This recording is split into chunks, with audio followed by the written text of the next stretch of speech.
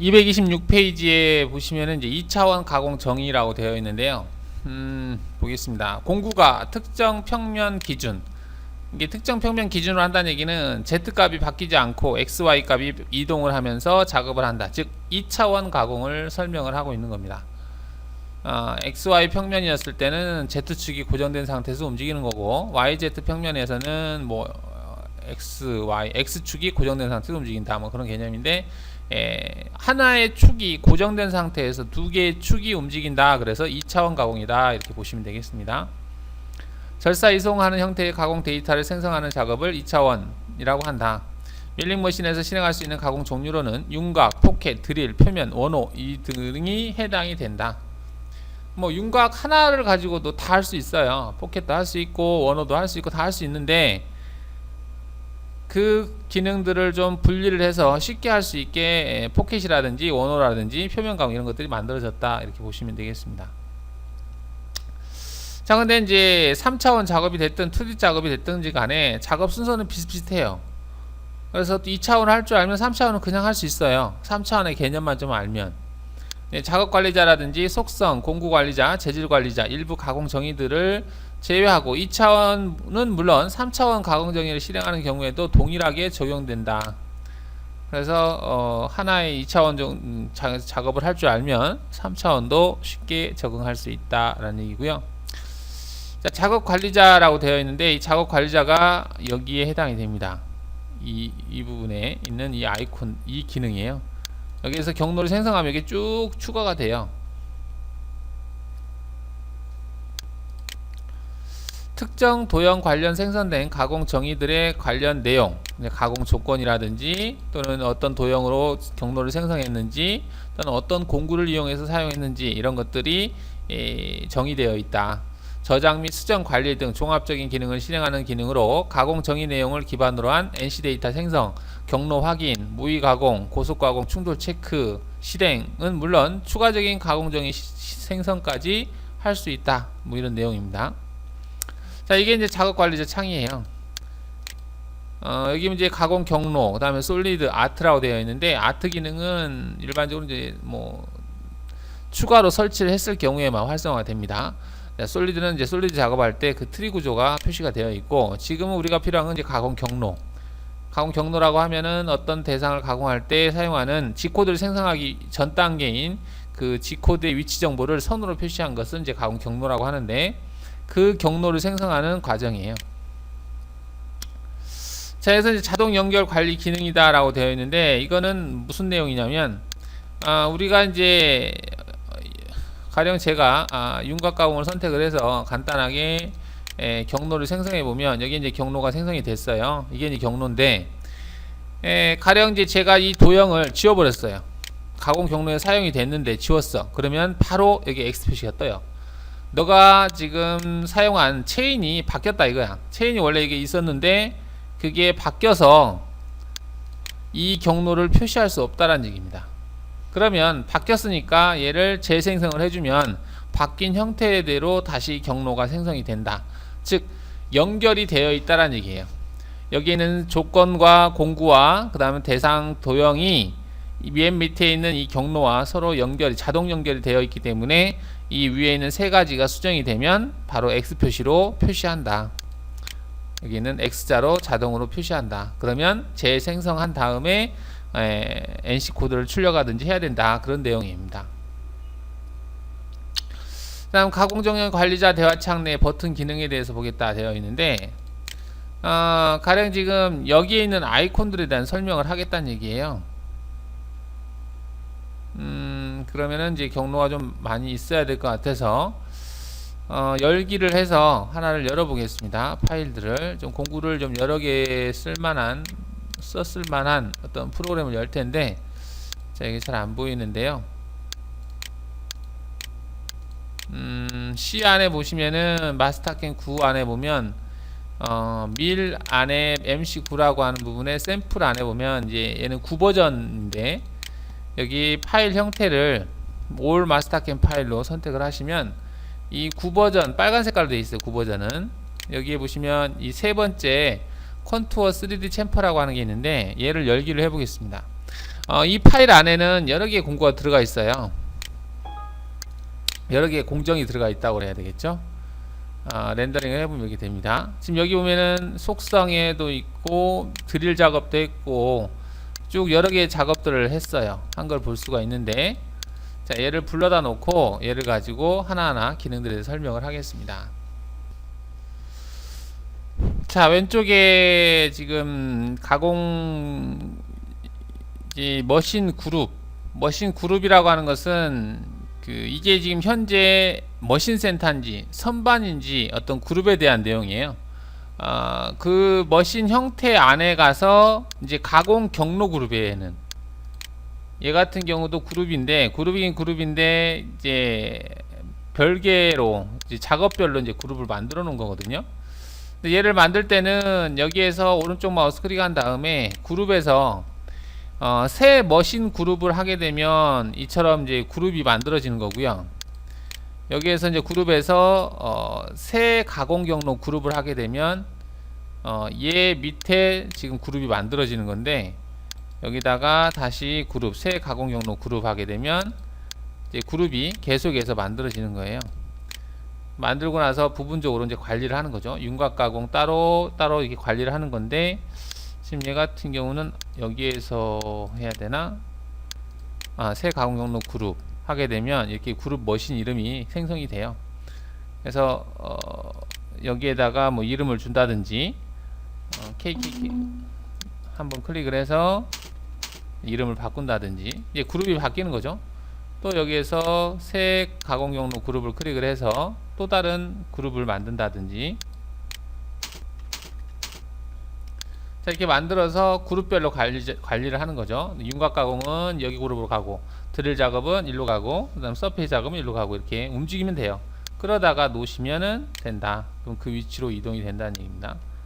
그러다 놓으면 위치가 이동이 되죠. 얘를 뭐 이쪽으로 갈 수도 있고, 그 다음에 얘를 끌어다가 놓을 때는 항상 그 대상의 다음으로 가요. 내가 5번을 7번 다음으로 보내겠다 그러면 5번을 끌어다가 7번에다 갖다 놓으면 그 7번 다음으로 가요. 그 대신에 이제 번호가 지금 동일하게 1, 2, 3, 4, 5, 6, 18로 지금 정렬이 되다 보니까 그러는데, 이름은 바뀌는 걸 볼 수 있어요. 이게 3D 못따기라고 하는 것을 윤곽 얘 다음으로 가겠다 그러면 3D 못따기가 맨 밑으로 가죠. 자, 이렇게 이제 그룹을 관리해서 사용할 수 있다 얘기고, 그리고 뭐 빈 그룹은 삭제도 가능하고요. 그룹에서 삭제하시면은 그 그룹이 삭제가 될 것이고, 빈 그룹을 삭제하겠다, 빈 그룹이 삭제가 되고요. 그 다음에 컨트롤 툴, 이건 윤곽 가공이고, 얘도 빈 그룹은 삭제하겠다, 삭제가 됐고, 이렇게 해서 이제 그룹별로 관리할 수 있다. 자, 근데 여기에서 이제 선택을 할 때 맨 왼쪽 거는 뭐냐면, 얘를 클릭하면 전체가 다 선택이 돼요. 이렇게 하나하나 이렇게 선택할 수도 있지만, 경우에 따라 전체를 다 선택할 필요가 있을 때가 있을 거 아니에요. 그때 얘를 클릭하면 전체가 다 선택이 된다, 이렇게 보시면 되겠어요. 자, 그 다음에 이게 X로 되어 있는데, 이 X는 이 대상에서 내가 어떤 조건을 바꿨을 때, 가령 뭐 깊이 가공을 한다라고 이렇게 하게 되면 이 조건을 바꿨기 때문에 X 표시가 떠요. 그러면 전체에서 이 X 표시가 떠 있는 얘만 빨리 선택하고자 할 때, 그럴 때 얘를 클릭하면 바로 X 표시가 되어 있는 것만 바로 선택이 됩니다. 그 다음에 여기는 얘는 이제 선택된 작업 그 대상을 재생성하는 기능이에요. 가령 여기도 제가 조건을 좀 바꿔보면,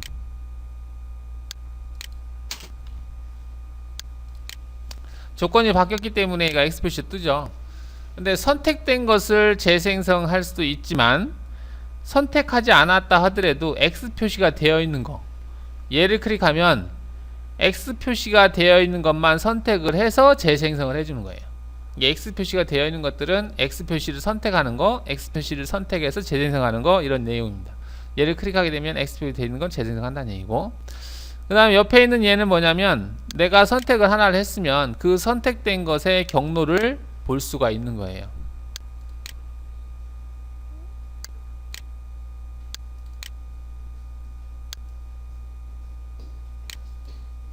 지금 창이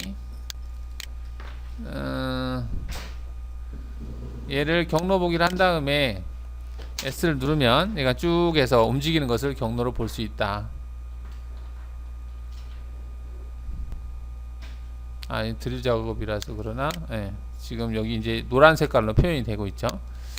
그러면 곡면 작업을 한번 해볼까요? 얘를 경로 보기를 했을 때 키보드 S를 누르거나 이게 플레이 버튼이 있는데 얘를 이동하면 지금 다 안 보이는데 얘를 꺼버리죠. 자, 뷰에서 경로 보기 누르고 경로 보기를 하게 되면 얘가 경로가 보인다. 이렇게 쭉 툴바를 움직이면 얘가 경로가 보인다는 얘기입니다. 경로를 볼 때 사용하는 기능이고요. 그 다음에 얘는 이제 모의 가공을 할 때, 모의 가공이라고 하면은 지금 경로를 볼 때는 선처럼 선 형태로 보여지는 거였잖아요. 이렇게 선이 보여졌는데 얘를 모의 가공을 클릭하게 되면 이 소재 형상이 있는 상태에서 얘가 이제 경로가 보여진다라는 얘기죠. 천천히 보겠다 하게 되면 드릴 작업이니까 드릴 작업에 대한 어떤 경로를 확인할 수 있다라는 얘기고요. 자, 얘를 모의강화 하겠다 그러면 이런 식으로 모의강화를 한다든지 할 수 있다. 소재가 설정되어 있는 상태에서 모의강화 경로를 확인하는 거고, 이 G1이라고 되어 있는 것은 G코드를 생성하겠다, 즉 포스트라고 하는 기능이에요. 얘를 클릭하게 되면 선택한 어떤 경로에 대해서 NC코드를 생성해 준다. 여기서는 이제 이 문구는 너가 선택한 것은 전체에서 일부를 선택을 했는데 이 선택한 것만 G코드를 생성할래, 아니면 전체를 다 선택할래. 얘를 누르면 전체가 다 G코드가 생성되는 거고, 아니오를 누르면 선택한 것만 G코드가 생성이 되는 겁니다. 그래서 이제 G코드 생성을 눌러 놓으면 이렇게 심코로 바로 G코드가 생성되고, 심코 안에서 백플롯 기능으로 경로를 확인할 수 있다라는 얘기입니다. 심코에서 확인하는 것은 그 NC 코드를 가지고 경로를 확인하는 거고요. 마캠에서 확인하는 것은 NC 코드가 아니라 여기 있는 조건에 맞춰서 얘가 선으로 표시해 주는 거예요. 차이가 좀 있습니다. 그 다음에 얘는 이제 고속가공 기능이라고 해서 생성된 경로를 약간 수정할 수 있는 기능이고, 얘는 삭제 기능이고요. 그 다음에 여기 있는 것은 잠금 기능이에요. 가령 내가 이제 어떤 조건을 수정해 놨는데 걔를 재생성을 한다든지 했을 때 뭐가 바뀔 수가 있는데 얘를 잠궈 놓게 되면 얘는 재생성 대상이 안 됩니다. 얘를 만약 선택한 다음에 재생성을 눌렀을 때 하나의 잠금 대상이 있다, 얘는 재생성을 할 수 없다라는 얘기예요. 그런 문구가 되겠고, 얘를 해제하면 다시 해제가 됩니다. 그 다음에 얘는 선택된 경로를 화면에 표시하는 기능이에요. 지금 여기 보시면은 이게 이제 경로라고 하는 건데, 이 경로를 표시할지 말지, 화면상에 이 경로를 표시할지 말지를 선택을 합니다. 여기. 그 다음 옆에 있는 이 그 유령같이 생긴 아이콘은 NC 코드 생성 작업을 보류시켜주는 기능입니다.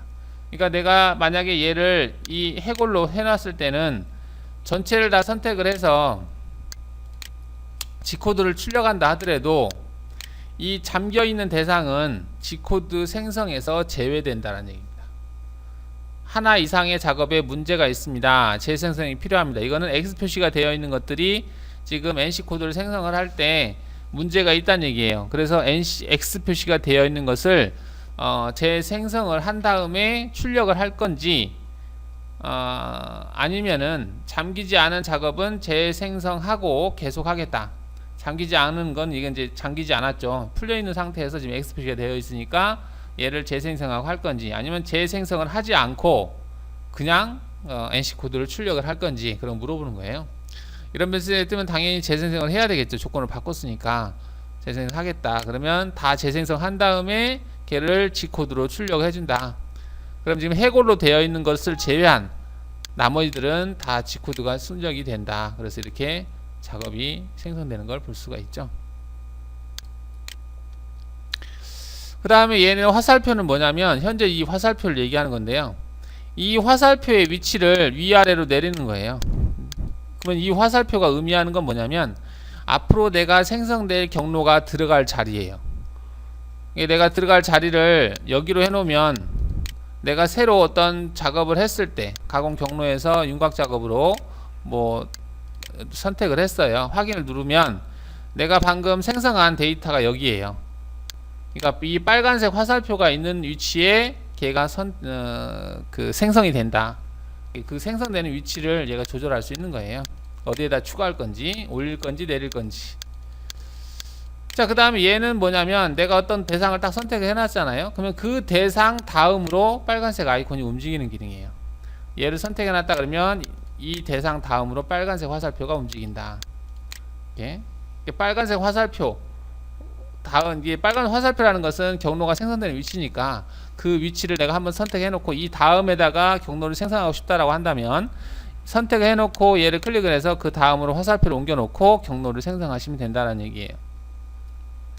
자, 그 다음에 얘는 뭐냐면 가령 여기에 화살표가 있어요. 근데 얘네를 다 펼쳤어요. 펼치면은 화살표가 안 보이잖아요. 그러면 화살표가 있는 위치를 내가 보기 좋게 그 위치를 화면에 표시해 주는 기능입니다. 그럼 그 위치가 바로 위로 올라오죠. 원래는 이렇게 돼 있었지만 얘를 클릭하면 바로 얘가 보인다. 현재 빨간색 화살표가 있는 위치를 표시해 주는 기능입니다. 그 다음에 여기 있는 것은 내가 선택한 경로만 화면에 표시해 주는 기능이에요. 얘를 클릭해 놓으면 내가 무엇을 선택하냐에 따라서 그 선택한 경로가 화면에 표시됩니다. 선택한 경로만 화면에 표시시켜주는 기능이다. 이게. 그 다음에 옆에 있는 것은 내가 선택한 경로와 그 경로에서 사용한 도형만 화면에 표시해주는 기능이에요. 싹 없어져 버렸죠. 얘를 작업을 할 때 썼던 대상 도형만 지금 화면에 표시가 되어 있다는 얘기예요.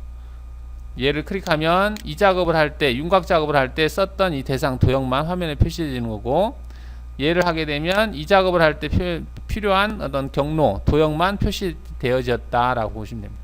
지금 여러분들 잘 눈에 안 보일 텐데 얘를 두껍게 해보면, 자, 선을 뭐 이렇게 하고 그 다음에 선의 두께를 최대로 한번 두껍게 해보면 이렇게 되겠죠. 이러한 이 대상 도형이 이 경로를 생성했을 때 사용이 됐어요. 그래서 그 대상 도형만 화면에 표시된 거야. 근데 좀 불편해요. 어쨌든 다른 도형도 있었으면 좋겠는데, 그럴 땐 얘를 클릭을 해서 다른 도형도 화면에 보여지게 해놓고 보시면 됩니다.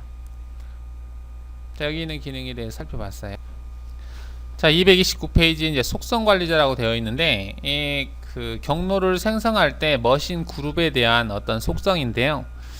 여기서 이제 여러분들이 봐야 될 내용들은 몇 가지는 안 되는데, 여기 보면 속성이라고 하는 게 있어요. 얘를 클릭해 보시면 파일이라고 하는 부분에 현재 이 가공 경로를 생성할 때 이 머신 그룹 이름을 뭘로 할 거냐 물어보는 건데요. 뭐 아무거나 이름을 안 주셔도 상관없고요. 이름을 주면 되겠고, 뭐 디렉토리가 여기에 저장이 된다, NC라고 하는 폴더 안에 코맨드 줄 수 있고, 여기서 이제 포스트 파일이라든지 컨트롤러가 딱 세팅이 되어 있어요.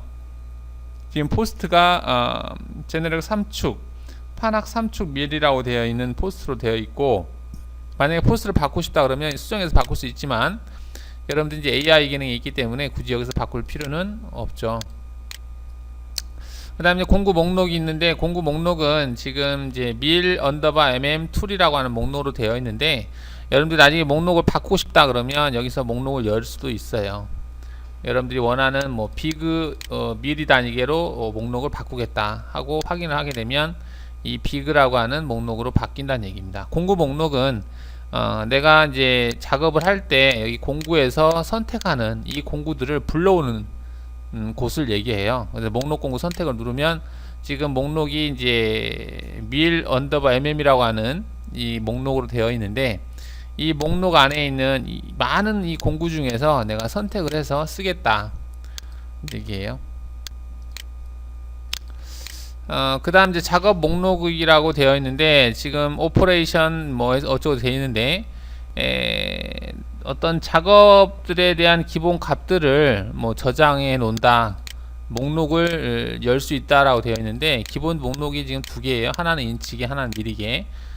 두 개로 지금 목록이 되어 있다는 얘기고, 그 다음에 그 작업 기본값, 이것도 열 수가 있는데 이것도 언더바 여기에 지금 그 얘를 기본값으로 해서 불러와서 지금 사용한다 라고 보시면 되겠습니다. 그 다음에 NC 파일에 커맨드 출력이다 되어 있는데 NC 코드를 출력을 할 때 작업 코멘트를 뭐 출력할 건지 말 건지 그룹 코멘트 NC 작업 그룹 뭐 이런 데를 체크하게 되면 그룹 코멘트니까 얘가 되겠네요. 여기다 어떤 코멘트를 넣을 경우에 뭐 얘는 무슨 작업이다 뭐 며칠날 한 작업이다 이런 것들을 넣거나, 또는 NC 작업 코멘트라고 하는 것은 이 작업을 할 때 작업에서 어떤 이름을 여기다 줄 수가 있어요. 여기다 어떤 문구를 줬을 때 이거를 출력하게 할 건지 말 건지 뭐 이런 내용들이라 보시면 되겠습니다. 자, 그 다음에 공구 설정에서는 이 프로그램이라고 하는 것은 프로그램 번호예요. 지금 프로그램 번호가 여기에 보시면은 얘네들이 프로그램 번호가 몇 번으로 되어 있는지 한번 보겠습니다. 여기는 지금 0번으로 되어 있는데 얘를 약간 넓혀서 프로그램 번호 0번으로 되어 있네요. 지금 프로그램 번호가 0번으로 되어 있잖아요. 얘도 0번이고 그 다음에 다 0번으로 되어 있네요. 여기도 0, 0, 0 이렇게 되어 있죠. 근데 경우에 따라서 이 프로그램 번호가 여러분들 임의적으로 바꿀 수도 있어요. 얘를 선택한 다음에 선택 작업 수정해서 프로그램 번호 변경해서 0번으로 되어 있는데 얘를 나는 77로 바꿨어요. 그러게 되면 다른 것들은 다 0인데 얘만 77로 바뀌었어. 그러면 NC 코드를 생성을 할 때 얘는 따로 출력이 돼요. 왜? 프로그램 명이 틀리니까 당연히 두 개의 파일로 출력이 되겠죠. 얘를 포스트를 해제를 하고 한번 출력을 해 보겠습니다. 자, 전부 선택을 한 다음에 G코드를 출력을 해 보겠습니다. 자, 출력을 하게 되면 일단 뭐 얘는 재로드를 하는데 또 하나의 파일이 출력이 돼야 되는데 왜 출력이 안 돼? 어퍼스로 되어 있어서 그러나? 자, G1 눌러서 쓰기 전 묻기로 해볼까요? 예. 지금 현재가 1번 NC고 또 한번 뜰 텐데 1번이고 000이라고 하는 이름으로 되어 있는데 도중에 있는 게 아마 출력이 안 될 것 같은데, 이게 이름이 같아야지 틀리면 이게 출력이 안 돼요. 지금 얘 같은 경우 6번이 볼인데 여기서 다르면 출력이 안 된다. 나중에 해보면 알 것 같고요. 그 이름을 여기서 설정을 합니다. 프로그램 이름을. 근데 기본값은 0으로 되어 있어요. 뭐 넣고 싶으면 넣어도 되고, 아니면은 생성을 한 다음에 이 프로그램 번호는 변경을 해서 저장을 하셔도 되고, 아니면 기계에 전송할 때 아예 입력을 할 때 프로그램 번호를 작업자가 변경을 할 수가 있죠. 그렇게 해서 입력을 하셔도 되고 그렇습니다. 자, 그 다음에 이송속도 적용 방법이라고 되어 있는데 공구 조건 사용이라고 되어 있는데, 얘가 이걸로 체크되어 있으면 공구를 여러분들이 생성을 할 때 이 공구에 있는 이송값을 적용을 한다는 얘기예요. 얘를 내가 이송을 100으로 해놓고 Z측 이송을 50으로 하고 복귀 속도를 2000으로 하고 주축 회전수를 2000으로 하겠다, 뭐 이렇게 세팅을 해놓으면 현재 내가 바꾼 이 공구 조건으로 얘가 바뀐다는 얘기예요. 최종적으로 출력되는 NC 코드는 여기에 있는 이 값을 기준으로 해서 출력이 됩니다. 이게 공구 조건이고요. 만약에 재질 기준으로 하게 되면 이 재질을 뭘로 선택할 건지 물어봐요. 근데 목록에서 내가 알루미늄 6061로 하겠다 체크를 해놓으면 알루미늄 6061의 절삭 속도를 기준으로 해서 피드나 회전수를 얘가 자동으로 계산하겠다는 얘기예요. 그러면 6061의 절삭 속도가 어떻게 되는지 한번 보면 절삭 속도 CS입니다. 커팅 스피드 120이라고 되어 있네요. 그 다음에 날당 회전당 날당 이송값을 0.1, 그러면 날수가 결정이 된다면 얘가 회전수하고 피드 값을 자동으로 계산해서 출력해 준다는 얘기예요. 자, 이렇게 해서 확인을 하고, 자, 여기에서 이제 공구를 제가 25파일짜리 평행드 밀레를 선택을 하게 되면 더블 클릭을 했을 때 여기 조건에 보시면은 이송 속도가 5.73으로 되어 있어요. 하지만 현재 여기 이송 속도는 366으로 나오죠. 왜 이렇게 나오냐면 여기 공구에 있는 조건을 쓰지 않고 재료 설정에 있는 재질 기준으로 생성하겠다라고 체크를 해놨기 때문에 재질이 절삭 속도를 120으로 했어요. 그래서 V는 1000분의 파이 dn에서 V가 1000이 되겠죠. 그러면 회는 n이라고 하는 회전수는 계산식에 의해서 얘가 알아서 916으로 계산한다는 얘기예요. 내가 넣지 않아도 자동으로 직경값하고 날수만 알면, 여기에 있는 날수가 지금 4날로 돼 있죠. 날수만 알면 알아서 피드나 회전수를 계산을 한다라는 얘기입니다. 그런 내용이고요. 그 다음에 여기 이제 기본값 사용이라고 되어 있는데, 기본값은 얘가 시스템에서 가지고 있는 어떤 기본값을 얘기한다고 보면 되겠 것 같고, 사용자 정의라고 되어 있는데, 이거는 뭐냐면 모든 작업을 다 통일시켜 버리는 거예요. 보통 이제 3차원 작업을 할 때 CAM 프로그램 작업자는 회전수 피드 값을 대충 주잖아요. 그러면 작업자가 실제적으로 작업할 사람이 회전수하고 피드를 약간 맞춰가면서 작업을 하죠. 그럴 때 그냥 여기에다가 속 편하게 그냥 알아서 1000으로 주고 이송 속도는 다 100을 줘버리는 거예요. 다 100을 주면 모든 작업이 이 속도에 맞춰서 출력이 되게 한다는 얘기입니다. 자, 이렇게 해서 확인한 다음에 어떤 작업을 했을 때, 지금 얘를 선택했는데 이 값으로 바뀌지도 않고 가만히 있죠. 얘가 가만히 있는데 이송 속도를 아까 100을 줬나? 100을 주고 회전수를 1000을 주고, 그 다음에 뭐 날당 이송값 알아서 계산되겠죠. 뭐 이렇게 해서 했을 경우에 얘가 이 값으로 계속 모든 작업들이 다 이 값으로 유지된다는 얘기예요. 이렇게 하고 여기는 지금 안 바뀌었는데, 한번 작업 그 값을 주게 되면 얘는 기존에 어떤 작업이 되어 있는 상태에서 불러와서 그러는데, 한번 그 작업이 되어 있으면 그 조건이 그대로 1000에 100으로 다 출력이 된다는 얘기입니다. 이게 사용자가 그 값을 주는 거예요. 그 다음에 밑에 보면은 원호 이송 시에 이송 속도 감속을 어떻게 할 거냐 되어 있는데, 원호 최저 이송 속도를 얼마로 할래? 뭐 500으로 하겠다. 그러면 최저 500에서 더 이상 내려가지 않는다, 뭐 그런 개념이라고 보시면 될 것 같아요. 그 다음에 가공 경로의 기본 조건, 공구 불러오기 순서로 공구번호를 제보해야겠다. 이게 체크가 되어 있기 때문에 목록에서 불러오는 순서대로 1번, 2번, 3번, 4번이 카운트가 돼요. 이게 안 돼 있으면 공구 목록에 있는 번호가 그대로 넘어옵니다. 뭐 200번, 300번. 그러다 보면 기계에서 실제 작업할 때 200번, 300번이라는 공구 번호를 쓸 수가 없죠. 그래서 그게 안 맞다는 얘기예요. 그래서 얘를 체크해 놓는 게 좋다. 그 다음 공구번호 중복 사용 시에 주의 메시지 출력, 같은 1번이 두 개가 있다든지 뭐 2번이 두 개가 있다든지 했을 때는 같은 번호가 있다라고 해서 메시지를 출력해 주겠다, 뭐 그런 내용입니다.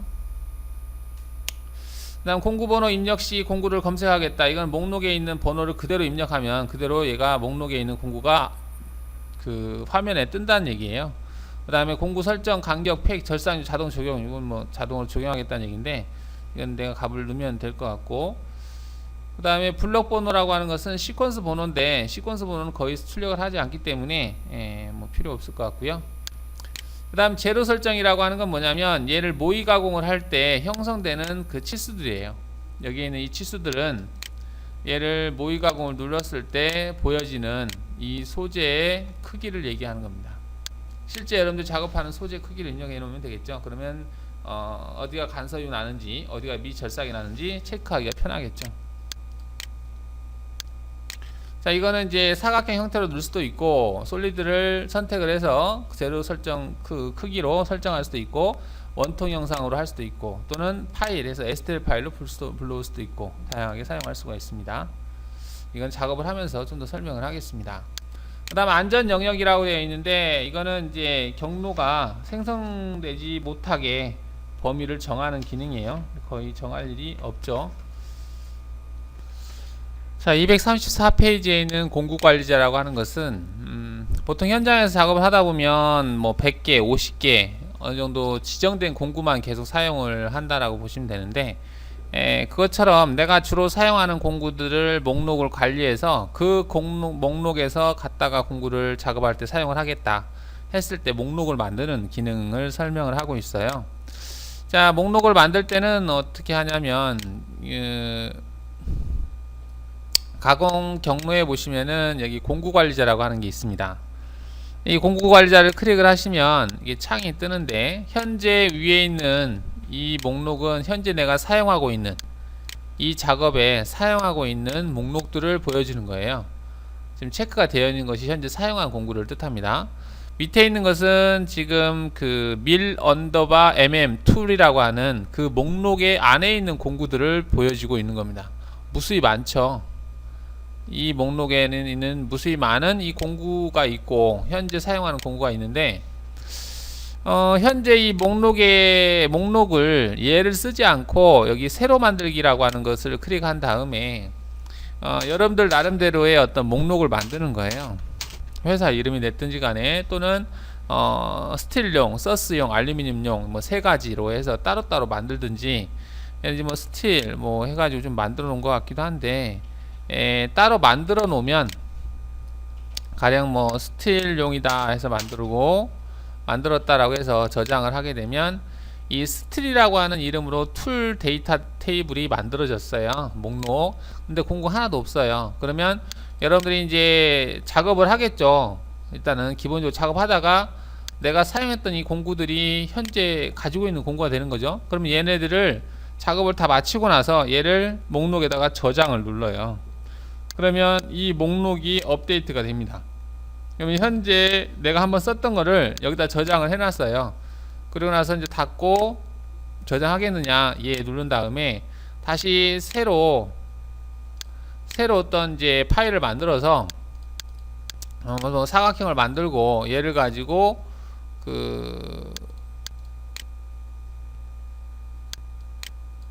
뭐 가공 경로를 생성을 한다라고 했을 때 얘를 선택을 하고 했어요. 할 때 이제 공구를 불러와야 되는데 현재 공구가 하나도 없죠. 그랬을 때는 여기서 이제 목록 공구 선택을 눌러서 목록을 아까 만든 그 목록을 불러오는 거예요. 어디 갔어? 여기 있죠. 스틸이라고 한 거 이건가? 이건가 보네요. 얘를 불러오기를 해요. 그러면 거르기를 체크를 끄면 아까 만들었던 그 공구 목록들이 여기 있죠. 여기에서 내가 원하는 것을 찾아오는 거예요. 그 다음에 경로를 생성하면 됩니다. 그래서 이렇게 한 다음에 또 여기서 추가된 또 공구들이 있을 거 아니에요. 그러면 다시 공구 관리자에 들어가서 현재 이 목록에다가 내가 새로 뭐 가령 어떤 공구를 새로 추가를 했다라고 했을 때 얘를 추가를 했어요. 그럼 얘를 여기다가 다시 또 업데이트 하는 거예요. 저장을 해서. 그러면 계속 이렇게 쌓아가면 내가 사용했던 공구들이 다시 공구들을 만들려면 새 공구 그리기를 한다고 했을 때는 이 공구를 선택하고 일일이 치수를 다 줘야 돼요. 이걸 다 주고 그 다음에 이름도 다 주고 회전수도 주고 막 해야 되는데 이런 작업들을 할 필요가 없는 거죠. 한번 입력을 해 놓으면 이성 속도를 뭐 얘를 할 때는 나는 1000을 준다. Z축 이성 속도는 500을 준다. 그 다음에 복귀 속도는 뭐 2000 정도 준다. 그 다음 주축 회전수는 2000 정도 준다. 이러한 내용들을 다 저장해 놓고 이름도 50에다가 뭐 페이스 커터다 이렇게 입력을 했어요. 이렇게 해 놓으면 얘를 할 때마다 하는 건 귀찮으니까 얘를 한번 쫙 저장을 해 놓으면 나중에 어떤 작업을 할 때 얘를 딱 가져다 쓰면 그 값들이 다 적용이 돼 있다는 얘기지. 그럼 작업자가 작업하기가 편하겠죠. 그래서 이 공구 목록도 백업 대상이 됩니다. 그래서 이 목록을 저장되는 위치가 좀 틀려요. 얘는 아까하고는 목록 저장되는 위치를 한번 보면 열기를 했을 때 여기에 저장이 됩니다. 공유 문서에 쉐어 마스터캠 여기에 미래 툴에 안에 보면은 이 목록들이 있는데 여기에서 내가 백업할 목록을 백업해서 프로그램을 만약에 포맷했거나 새로 설치했을 때는 얘만 거기다 추가해주고 목록만 바꿔주시면 돼요. 자, 여기는 거르기라고 하는 것은 목록 공구가 많았을 때 지금 목록이 얘는 얼마 없지만 목록을 비그만 하더라도 비그라고 하는 목록을 하게 되면 이 목록이 엄청 많죠. 이 중에서 내가 특정한 거를 선택해야 돼. 10파이짜리 평행드밀을 가령 선택한다라고 했을 때 얘를 쭉 내려서 10파이짜리 평행드밀이 있을 때를 찾아서 플랫 엔드밀이니까 10짜리 얘네요. 얘를 찾아서 이렇게 끄집어 와야 되는데 귀찮잖아요. 그래서 거르기라고 하는 기능을 씁니다. 거르기라고 하는 것은 이 많은 목록에서 전체 취소한 다음에 평엔드밀이다. 그 중에서 크기가 10짜리다. 이렇게 입력을 하게 되면 뭐 코너 알량 이런 것도 입력해도 되고 필요고, 일단은 10짜리 평행드밀만 골라라 확인을 하고 거르기를 적용하겠다 체크를 하게 되면 그 많은 목록에서 아까 그 조건에 해당하는 게 하나밖에 없다는 얘기예요. 이렇게 선택하는 기능이 이제 거르기라는 기능입니다. 많은 것 중에서 솎아낸다. 자, 재질 관리자라고 되어 있는데, 재질 관리자는 이제 공구 조건을 사용하지 않고 그 재질이 지금 알루미늄 2024가 지금 기본으로 불러와져 있는데요. 만약에 나는 저거를 이제 목록에서 뭐 알루미늄 606하나든지 또는 그 뭐 스틸 형태 서스 303을 한다든지 304를 한다든지 그 다음에 일반 스틸을 한다든지, 스틸이 어디 없나, 뭐 이런 것들을 설정할 수 있고요. 얘를 새로 만들 수도 있어요. 가령 내가 뭐 606하라 얘를 가져와서 얘를 스틸이다, STEL 스틸 뭐 45C 이렇게 한다든지, 스틸 같은 경우는 뭐 이런 30도로 주겠다 한다든지, 그 다음에 회전당 인송 0.1로 주겠다 이렇게 해놓고 확인을 하게 되면 스틸이라고 하는 이 목록이 바뀌어요. 그래서 얘를 가지고 재질 기준을 목록에서 아까 만든 스틸 얘를 가져오겠다. 그럼 얘가 이제 기본값으로 된다는 얘기죠. 그래서 여기서 재질 기준에서 재질 기준을 하는데 얘를 스틸로 바꾸겠다. 어딨어? 여기서 선택을 해서 목록에서 스틸로 했을 때 여기에 있는 이 조건으로 적용되게 하겠다는 얘기입니다. 그러면 스틸로 바뀌었죠. 이렇게 해서 바꾸면 절삭 속도가 바뀌었기 때문에 경로를 생성을 할 때 그 재질 기준에서 그 스틸이라고 하는 이 조건으로 얘가 입력이 된다. 뭐 CS가 15 정도가 나오네요. 이거는 이제 윤곽으로 되어 있는데 얘는 지금 적용이 안 되고 있는 것 같은데, 공구를 새로 만들어 볼까요? 새 공구 생성해서 10파이짜리 평행드밀로 만들어 보겠습니다. 자, 만들게 되면은 CS가 120 0.1 954 이렇게 되어 있는데 절삭 속도가 지금 적용이 안 되고 있네. 재질 기준에서 얘를 재질 기준으로 하겠다. 수정 45 30 18 윤곽 가공이 30 정도 됐는데, 이렇게 해서 재질을 바꿔주는 기능이 이제 재질 관리자 기능인데,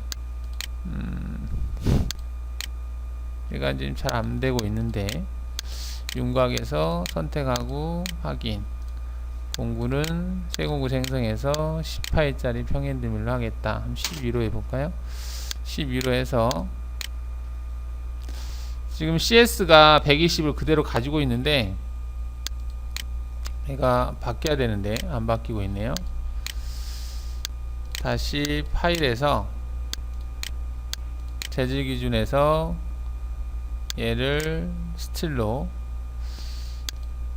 목록 스틸 얘로 하겠다 하고 얘로 하겠다 체크하고 현재 목록에서 스틸 얘로 바뀌어서 출력이 되는데, 이렇게 한 다음에 어떤 경로를 생성할 때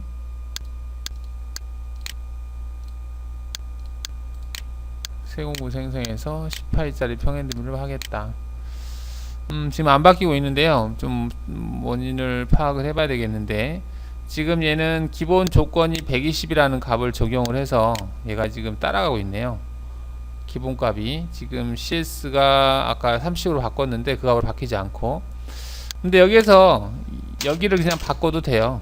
이렇게 이 값을 바로 넣어버리면 거기에 맞춰서 바뀝니다.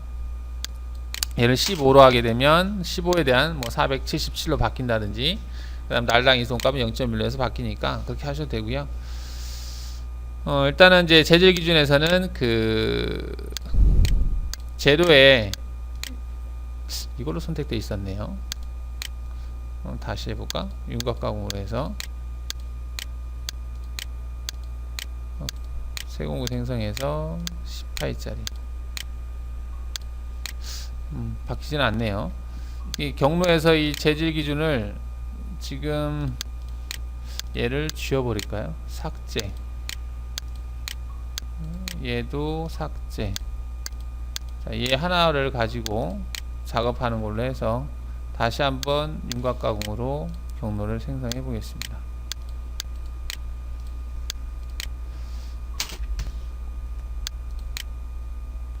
그래도 안 바뀌네요. 일단 이 값이 계속 적용을 하고 있는데 CS가 바뀌어야 맞는데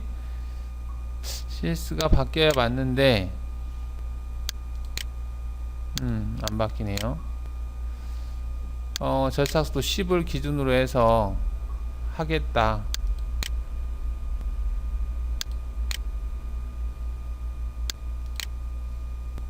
30으로 해서 적용을 해서 09 업데이트하면 이송 속도가 여기서는 바뀌는데 얘가 그대로 여기에 적용이 됐는지, 여기 적용은 안 되고 있는데 여기 안에 들어가 보면은 이 값은 지금 바뀌고 있는데요. 나머지들은 지금 안 바뀌고 있네. 자, 얘는 좀 체크를 해 봐야 되겠습니다. 일단은 재질을 바꾸면 거기에 따라서 이제 바뀌어야 맞는데 지금 안 바뀌고 있는데, 일단은 여기 재질 관리자에서 재질에 대한 절삭 속도를 여기서 수정할 수 있다. 더블 클릭하면 여기 떠요. 30이라고 되어 있으니까 그 30에 대해서 윤곽은 100%니까 그대로 30이 적용되는 거고, 드릴 같은 경우는 뭐 18, 그 다음에 곡면 가공은 24 이렇게 따로따로 적용할 수 있다라는 얘기입니다. 네, 이게 이제 재질 관리자고요. 자, 2차원 가공 정의에서 그 중에 여러 가지 형태가 있는데, 여기서 초기 화면에서 가공 경로 메뉴 선택하면 아래 그림과 같이 뜬다라는 얘기인데, 이제 여러 가지 작업 형태가 있어요. 형태가 있는데 기본적인 기능을 일단은 살펴보도록 하겠습니다. 그 중에 이제 윤곽 가공 기능이에요. 윤곽이라고 하면은 어떤 대상 도형에 따라가면서 작업하는 걸 윤곽 가공이라고 합니다. 근데 윤곽 가공에서도 닫힌 윤곽이 있고 열린 윤곽이 있어요. 닫혔다 그러면은 이게 처음 시작과 끝나는 점이 같다라는 얘기고요. 열렸다 그러면 처음 시작 포인트와 끝나는 포인트가 다르다라는 얘기예요. 가공 대상을 이제 선택을 하죠. 대상 도형 선택하면 이런 창이 뜨는데, 여기에서 도형 체인을 다시 선택 같은 걸 수정을 할 수 있습니다. 그리고 이처럼 솔리드 형상의 외곽을 이렇게 돈다는 얘기예요. 이 윤곽 가공인데, 거기 각각의 이제 기능을 한번 볼 텐데, 공구 선택하는 부분에서 원하는 공구를 선택을 하는 거고요. 그럼 한번 해 보겠습니다. 자, 파일에서 새 파일로 해놓고 여기에다가 사각형을 하나를 그려 보겠습니다. 사각형을 그리는데 70에 70으로 사각형을 그려보죠. 가운데를 센터로 해서 이렇게 그리겠습니다. 색깔을 좀 파란 색깔로, 초록 색깔로 바꾸겠습니다. 자, 치수를 확인해 보면 70에 70으로 된 걸 볼 수가 있죠. 좀 바꿔놓고 손의 굵기도 좀 가늘게 하겠습니다.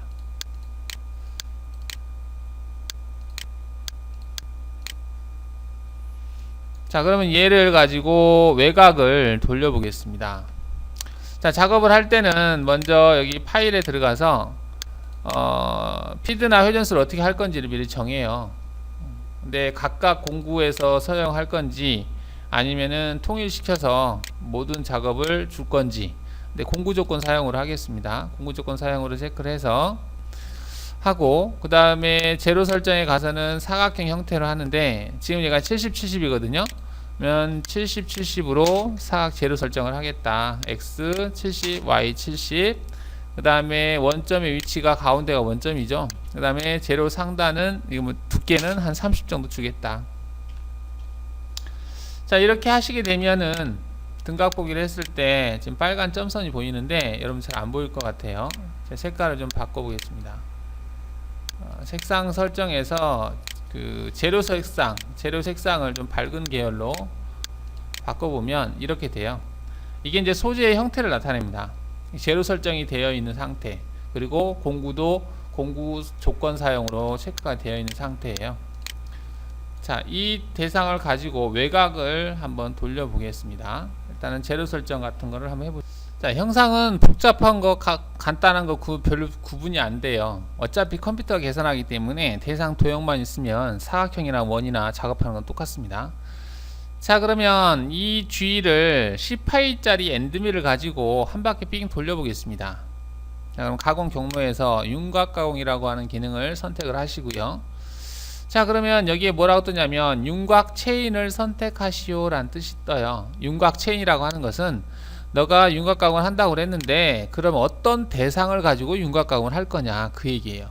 그 대상을, 기준이 되는 대상을 선택해라 이 말인데, 얘를 가지고 할 건데 이때 선택할 때 주의할 거는 항상 체인을 선택할 때는 시작을 어디로 할 건지를 머릿속으로 생각을 해야 돼. 여기에서 시작할 건지, 여기서 시작할 건지, 여기서 시작할 건지, 아니면 가운데서 시작할 건지를 선택을 해야 됩니다. 나는 여기 이 지점에서 이렇게 시작하고 싶다, 진행 방향을. 그리고 공구가 좌측으로 이렇게 하게 하고 싶다. 지금은 하향 절삭이 되는 거죠. 오른쪽으로 돌아가니까. 자, 그렇다고 한다면은 시작 포인트를 이 화살표, 이 머리 부분이 있는 여기를 선택을 해줘야 되겠죠. 자, 그러면 선택을 하겠습니다. 얘가 기본적으로 체인으로 선택이 되어 있기 때문에 얘를 하나를 클릭했다 하더라도 얘가 끝나는 점에서 연결되어 있기 때문에 한꺼번에 다 선택이 돼요. 그리고 화살표를 잘 보시면, 여기를 화살표를 보시면 진행 방향이 이렇게 되어 있죠. 이렇게. 즉 공구가 이렇게 진행한다는 얘기예요. 근데 일반적으로 하향 절삭이 기본값으로 되어 있기 때문에 진행 방향의 좌측으로 공구 중심이 이동한다 라는 얘기지. 그럼 얘가 이렇게 이동을 하겠죠. 이 대상의 바깥으로. 그렇죠? 자, 이렇게 해놓고 확인을 누르면 이제 공구 가공 경로 조건 주는 창으로 들어오는데, 이때 오른쪽에 보면 도형 체인이라고 하는 부분이 있어요. 여기서 선택을 취소할 수도 있고요, 아니면은 선택된 걸 다시 확인할 수가 있습니다. 얘를 눌러서 다시 한번 확인해 보는 거예요. 체인을 클릭하면 오른쪽에 선택한 체인을 노란 색깔로 하이라이트 시켜줘요. 어디를 선택을 했는지. 그래서 이 작은 화살표는 지금 공구의 중심 위치, 현재 이 작업에서는 지금 좌측으로 되어 있기 때문에 작은 화살표가 큰 화살표의 좌측으로 위치해 있습니다. 즉 보정 형태가 왼쪽으로 되어 있다는 얘기예요. 그리고 큰 화살표는 진행 방향입니다. 이 화살표를 보면 만약에 이게 내가 원하는 형태가 아니다 그러면, 나는 역방향으로 하고 싶다 그러면 오른쪽 마우스를 클릭해서 역방향 체인을 누르시면 돼요. 그러면 역방향으로 바뀝니다. 화살표가 반대로 바뀌죠. 다시 역방향 하게 되면 반대로 바뀝니다. 내가 원하는 형태로 화살표가 되어 있는지를 꼭 체크를 하시고, 되어 있으면 확인하고 나오시면 됩니다.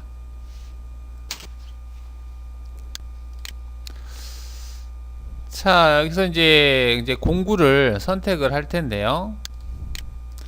자, 체인은 선택을 했고, 여기서 어떻게 작업을 하는지 대상 그림을 좀 표현해 주고 있어요. 윤곽 가공을. 자, 공구 부분을 클릭하면 현재 사용 공구가 하나도 없어요.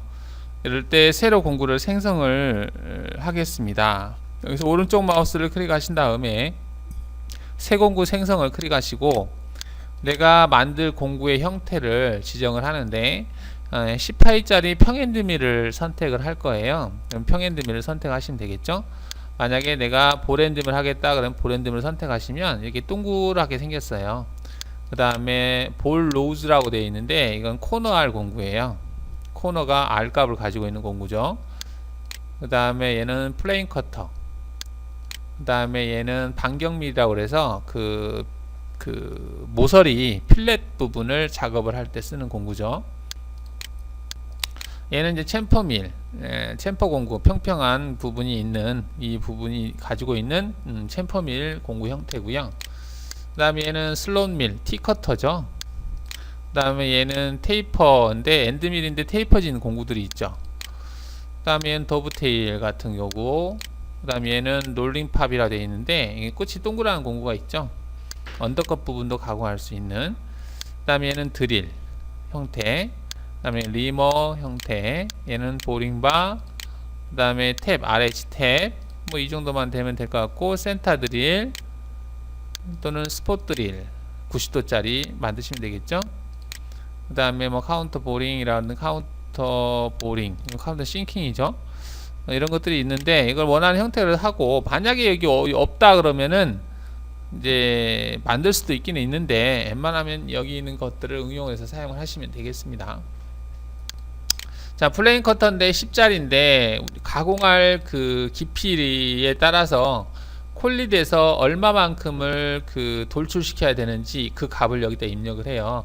그러면 여러분들이 이 작업을 할 때 만약에 30이니까 30을 전체를 다 가공한다 그러면 30보다 커야 되겠죠.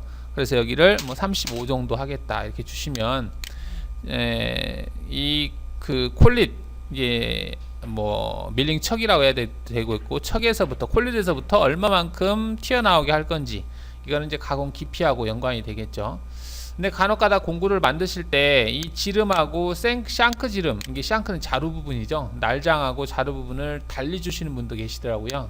물론 실제 공구가 그렇게 생겨서 나는 그렇게 했다라고 하면 할 말 없습니다. 이렇게 하게 되면 자루 부분이 작고 날장이 크거나, 또는 얘를 12로 주거나 이렇게 했을 경우에는 자루하고, 즉 콜릿에 들어가는 구멍의 치수하고 실제 가공이 되는 절삭 날의 직경하고 틀린 거죠.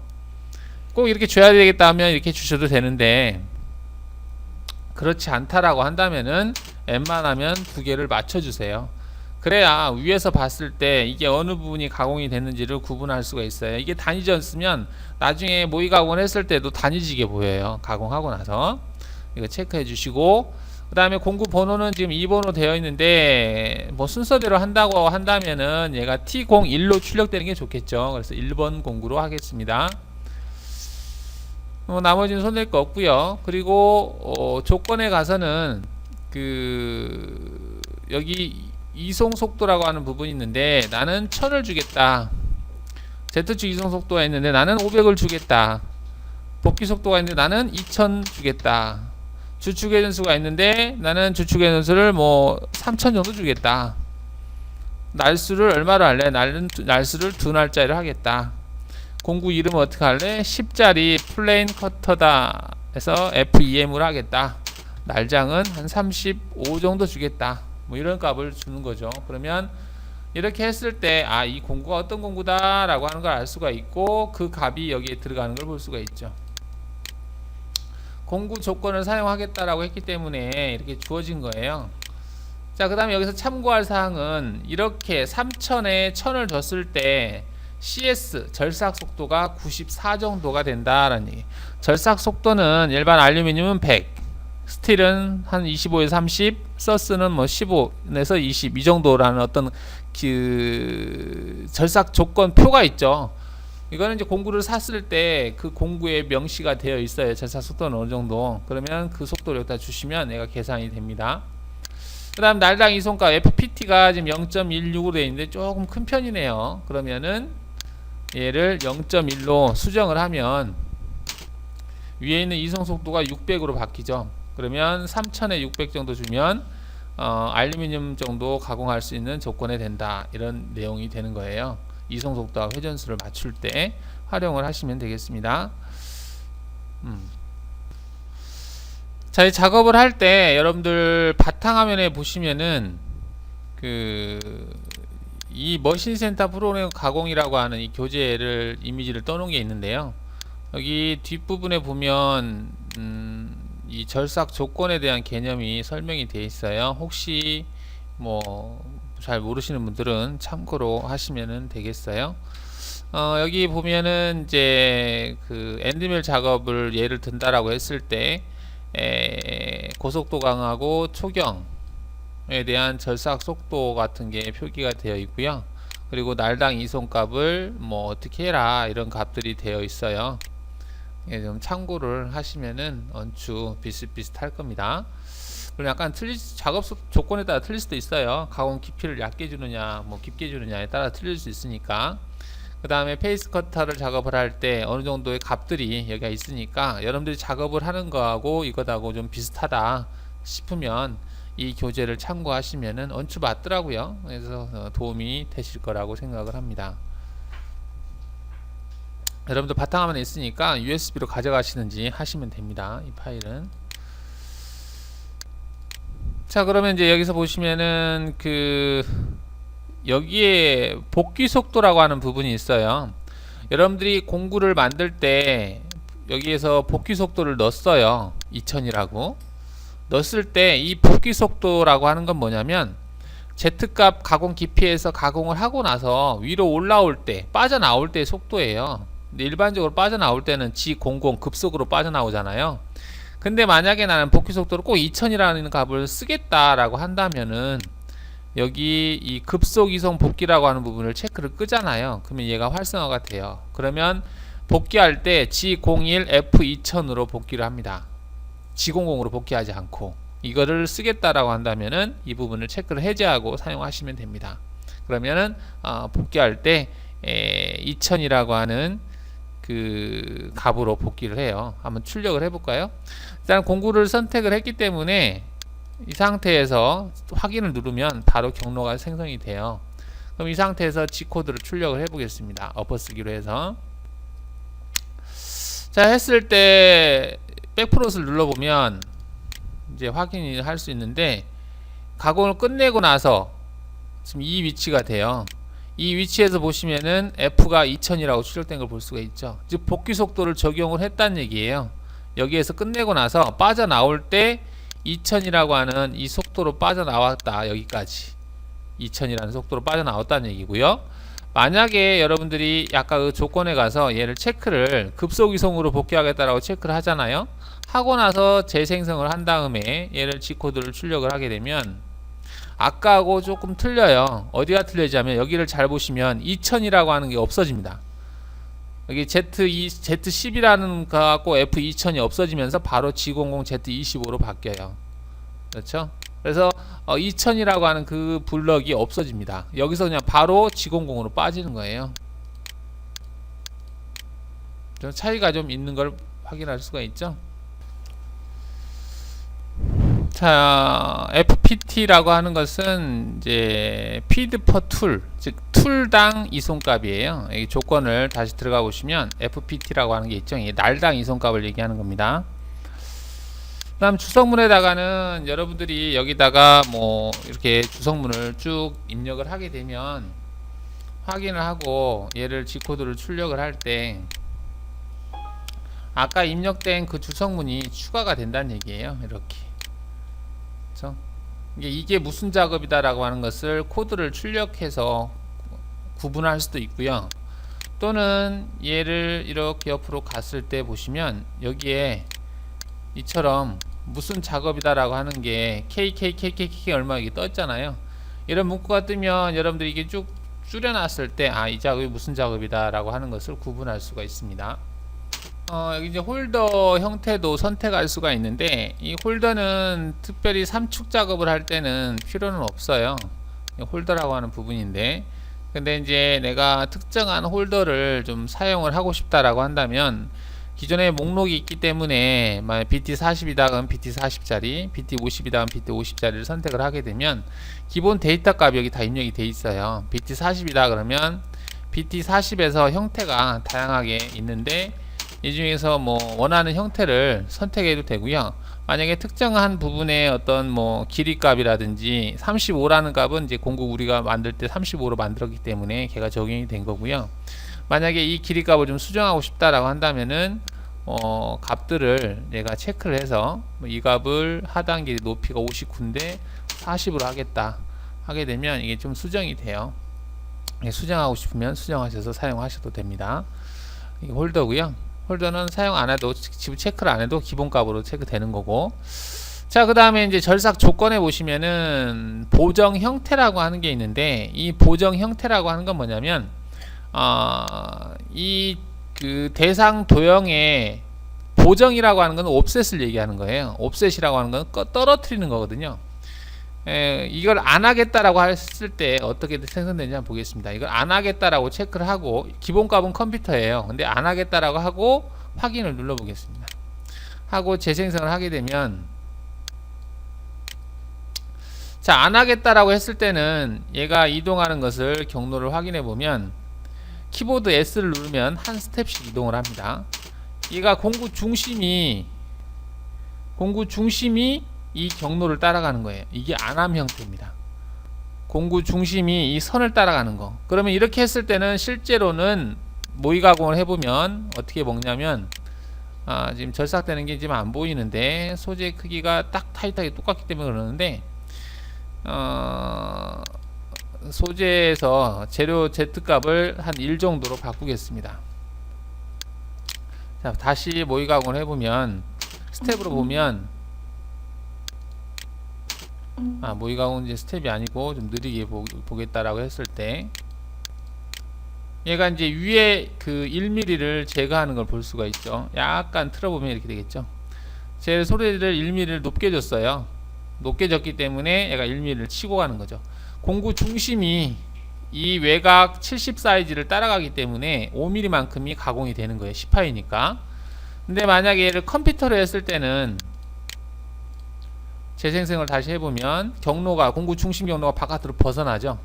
이때는 모의 가공을 했을 때 공구가 이 외곽이 돌아가는 거죠. 그래서 이게 이제 먹질 않죠. 지금 이게 자국이 난 것은 약간 공차 개념이 있기 때문에 100분의 2 공차가 있기 때문에 약간 그 스쳐가는 것처럼 표현한 거예요. 그래서 안함으로 했을 때는 그 대상을 공구 중심이 그대로 따라간다. 하지만 컴퓨터로 했을 때는 그 공구의 인선 부분이 그 대상을 따라간다. 인선이라고 하면은 경로 보기를 해보면 여기서 S 스텝으로 보면 이 공구의 날 부분, 이 날이 이 대상을 따라간다는 얘기죠. 이 대상 선을 따라간다. 중심이 따라가는 게 아니라 이 날 부분이 얼마만큼, 이 반경만큼 옵셋을 해서, 옵셋하는 방향이 바깥이죠. 이거는 좌측이냐 우측이냐에 따라서 결정되는 건데 지금은 좌측 보정으로 되어 있어요. 그래야 하향 절삭이 되는 거죠. 그래서 좌측으로 반경만큼을 옵셋을 했다, 즉 좌측으로 보정을 했다, 이런 용어를 쓰는 겁니다. 그거를 컴퓨터가 공구의 반경을 계산을 해서 왼쪽으로 띄었다. 그래서 이걸 컴퓨터 형태라고 그래요. 보정 형태. 일반은 기본값은 이렇게 되어 있습니다. 대상 도형을 공구 인선이 따라가면서 작업하고, 즉 가공을 하고 난 형상이 이 형상이 될 수 있게 만들어준다라는 얘기예요. 자, 보정 형태라고 되어 있는데 공구경 보정이란 가공 대상 도형 윤곽의 절삭 진행 방향 기준, 사용 공구의 반지름 크기만큼 어느 쪽 방향으로 공구 중심 위치를 이동 또는 옵셋 또는 보정했느냐를 선택한다. 컴퓨터를 체크했을 때는 공구의 반경값을 얘가 컴퓨터가 계산을 해서 공구의 반경값만큼을 그 대상 도형에서 떨어뜨려서 공구 중심 경로를 생성한다. 그 다음 안함을 체크했을 때는 그냥 공구 중심이 그대로 그 대상 도형을 따라간다. 자, 그러면 여기에 있는 컨트롤러하고 역중복 보정, 얘네들은 뭘 얘기하는 거냐면, 일반적으로 손으로 매뉴얼로 프로그램을 짤 때는 이 컨트롤 방법을 가지고 프로그램을 작성을 합니다. 일단은 도면에 있는 치수를 그대로 입력하되 시작할 때 G41이나 G42 코드를 출력을 하죠. 그러면 얘가 공구가 그만큼을 반경만큼, 즉 옵셋 값에 들어가 있는, 보정 값에 들어가 있는 그 반경값만큼 이동해서 움직인다. 이게 컨트롤러죠. 그래서 캠으로 출력할 때는 컨트롤러를 거의 쓸 일이 없지만 그 컨트롤러로 쓰게 되면 장점이 있죠. 컨트롤러로 쓰게 되면 공구의 그 실제 사용하는 공구의 직경값이 달라져도 보정값만 수정하면 바로 작업이 다 된다라는 장점이 있죠. 가령 10파이짜리를 사용할 때는 5를 입력하고 4파이짜리 쓸 때는 2를 입력하고 8파이짜리 쓸 때는 4를 입력하면, 반경값만 입력하면 그 보정값만큼 떨어뜨려서 움직이기 때문에 실제 가공이 되는 절삭면은 동일하다. 그게 이제 장점이 있는데, 단점이라고 하면 컨트롤러를 사용하게 되면 보정값이 크기 때문에 얘가 이동하는데 제약을 받습니다. 포켓이라든지 어떤 작업을 할 때 제약을 받아요. 그래서 좋지는 않습니다. 자, 그러면 컨트롤러로 출력을 했을 때 어떻게 출력이 되는지 한번 확인을 해 보겠습니다. 자, 얘가 지금 컴퓨터로 한 거고요. 밑으로 뒤로 복사를 해서, 뒤로 복사하는 방법 설명드리면, 현재 이 상태에서 오른쪽 마우스를 클릭한 다음에 쭉 내려요. 내리면 뭔가가 하나 생기죠. 그 상태에서 오른쪽 마우스를 살짝 띄어요. 그러면 앞으로 이동, 뒤로 이동, 앞으로 복사, 뒤로 복사가 떠요. 이때 뒤로 복사를 클릭하시면 현재 저 작업정이 뒤로 저 자체를 복사를 해서 하나를 생성한다는 얘기입니다. 이거다 이건 똑같아요. 똑같은데 이제 복사가 된 거죠. 그러면 얘는 조건을 안함으로 체크를 하겠습니다. 확인하고 재생성을 하고요. 그 다음 얘를 또 복사를 해서 얘는 컨트롤러로 체크를 하겠습니다. 재생성하겠습니다. 자, 컨트롤러를 체크하니까 모양이 좀 이상하게 뜹니다. 지금 보라 색깔인데 보일지 모르겠네요. 그러면 얘네들을 다 선택을 해서 한번 이동하는 걸 보겠습니다. 처음에 컴퓨터로 했을 때, 이게 이제 컴퓨터로 했을 때죠. 그 다음에 안함으로 체크했을 때 공구 중심이 그냥 바로 따라가는 거죠. 그 다음에 컨트롤러를 체크했을 때는 공구가 인선 부분이 바깥으로 이동을 해요. 이동을 하는데, 자, 얘만 보게 되면, 얘를 경로 확인해 보면 공구가 외곽으로 돌죠. 돌지만 실제 출력되는 값은, 지금 출력되는 값이 보여지는 거예요. 이 대상이 그대로 출력이 됩니다. 좌표가. 하지만 이동하는 것은 외곽으로 이동을 해요. 즉 머신센터에서 이 보정을 해준다는 얘기예요. 그래서 이렇게 생성했을 때는 코드가 틀려요. 이렇게 컨트롤러를 선택을 했을 때는 전체적으로 따로따로 출력해 볼까요? 얘를 NC 이름을 바꿔 보겠습니다. 얘를 이 NC 파일 이름을 컴퓨터라고 하고요. COMPU 컴퓨터 TER 컴퓨터 보정 형태로 바꾸고요. 얘는 그 이름을 안함이죠. 노로 하겠습니다. 노로 하고, 그 다음에 얘는 이름을 컨트롤러니까 CONTROL. 자, 전부 선택을 해서 G코드를 출력을 하겠습니다. 자, 출력하게 되면 얘가 3번 출력을 해요. 자, 한번 보겠습니다. 3개가 출력됐죠. 하나, 둘, 3개. 자, 얘는 지우겠습니다. 처음 거니까. 자, 그러면 3개를 같이 비교를 해보겠습니다. 수직 배열로 비교를 해볼게요. 차이가 뭔지 한번 보세요. 자, 다 똑같은데 여기에 있는 코드는 지금 보정 C41이라고 하는 코드가 출력됐고요. 얘가는 지금 보정을 안 한 형태예요. 이 두 개는 똑같아요. 코드가 여기하고 얘는 출력된 코드가 똑같습니다. 좌표가 똑같죠. 그 도면 치수 그대로 포인트를 출력했어요. 그래서 똑같아. 얘는 그 도면 도형에서 5만큼 옵셋을 해서 출력을 했어요. 즉 캠 자체 내에서 이 컴퓨터라는 기능으로 5만큼 옵셋해서 중심 좌표를 생성한 거고, 얘 같은 경우는 캠에서 하는 게 아니라 기계에서 G41이라고 하는 이 기능에서 5만큼을 옵셋해서 작업하겠다는 얘기예요. 그래서 얘와 얘는 가공하는 부위는 똑같습니다. 공구의 인선이 그 대상을 따라가. 하지만 프로그램은 얘와 얘가 비슷하죠. 얘는 안함 형태, 공구 중심이 그 대상 도형을 따라가는 거고, 얘는 프로그램은 공구 중심이 도형을 따라가는 거지만 실제 머신센터에서 여기에 있는 D01에다가 공구의 반경값 5를 집어넣어서 이동을 한다면은 실제 이동하는 것은 이 컴퓨터하고 똑같다는 얘기죠. 차이가 있어요. 경로는 얘하고 비슷하지만 실제 이동은 얘하고 비슷하다는 얘기입니다. 여러분들이 이 심코에서 출력해서 비교를 해보세요. 비교를 항상 하면서 해야 돼. 여러분들이 가장 중요한 것은, 최종적으로 중요한 것은 이 G코드가 중요한 겁니다. 막힘에서 아무리 잘했다 하더라도 내가 사용할 수 있는 코드가 출력돼야지, 사용할 수 없는 코드가 출력됐다라고 하면은 아무 의미가 없어요. 꼭 확인을 하셔야 됩니다. 자, 보정 형태에서, 자, 그렇다면 컴퓨터의 장점이라고 하면은 보정값이 없기 때문에 이동하는데 자유롭다라는 겁니다.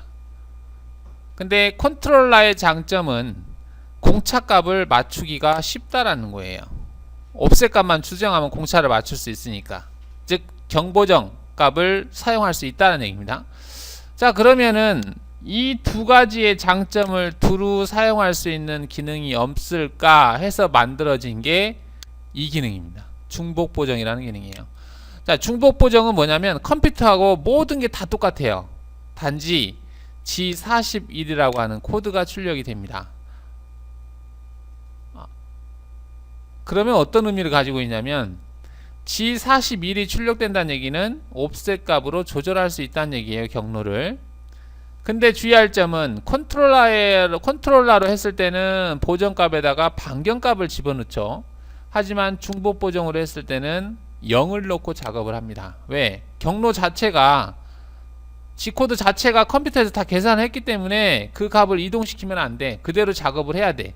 하지만 공차에서 만약에 100분의 5 공차를 주겠다라고 했을 때는 프로그램에서 그 코드를 수정하는 게 아니라 중복 보정 기능으로 출력한 다음에 보정값에다가 그 보정 공차값을 집어넣어서 작업을 하면 실제 이동 경로에서 그 값만큼이 옵셋이 돼서 이동을 하기 때문에 공차값을 맞추기가 쉽다라는 겁니다. 그래서 이 작업을 많이 써요. 공차 표시가 있을 경우에. 공차 표시가 없을 때는 그냥 컴퓨터로 하시면 됩니다. 그럼 거의 맞아요. 근데 한쪽으로 치우친 공차, 마이너스나 플러스 공차가 있을 경우에는 이 중복 보정으로 꼭 하셔야 돼요. 자, 그러면 얘를 중복 보정으로 출력을 해 보겠습니다. 비교를 해서 어떻게 틀린지. 자, 그럼 얘를 하나를 뒤로 복사를 해서 조건에 들어가서 얘를 중복 보정을 체크하겠습니다. 확인하시고요. 얘를 재생성을 하겠습니다. 그 다음에 이름을 중복 보정 DOUBLE W로 바꾸겠습니다. 자, 그래서 전체를 다 G코드로 한번 출력을 해보면 4번 출력이 되겠죠.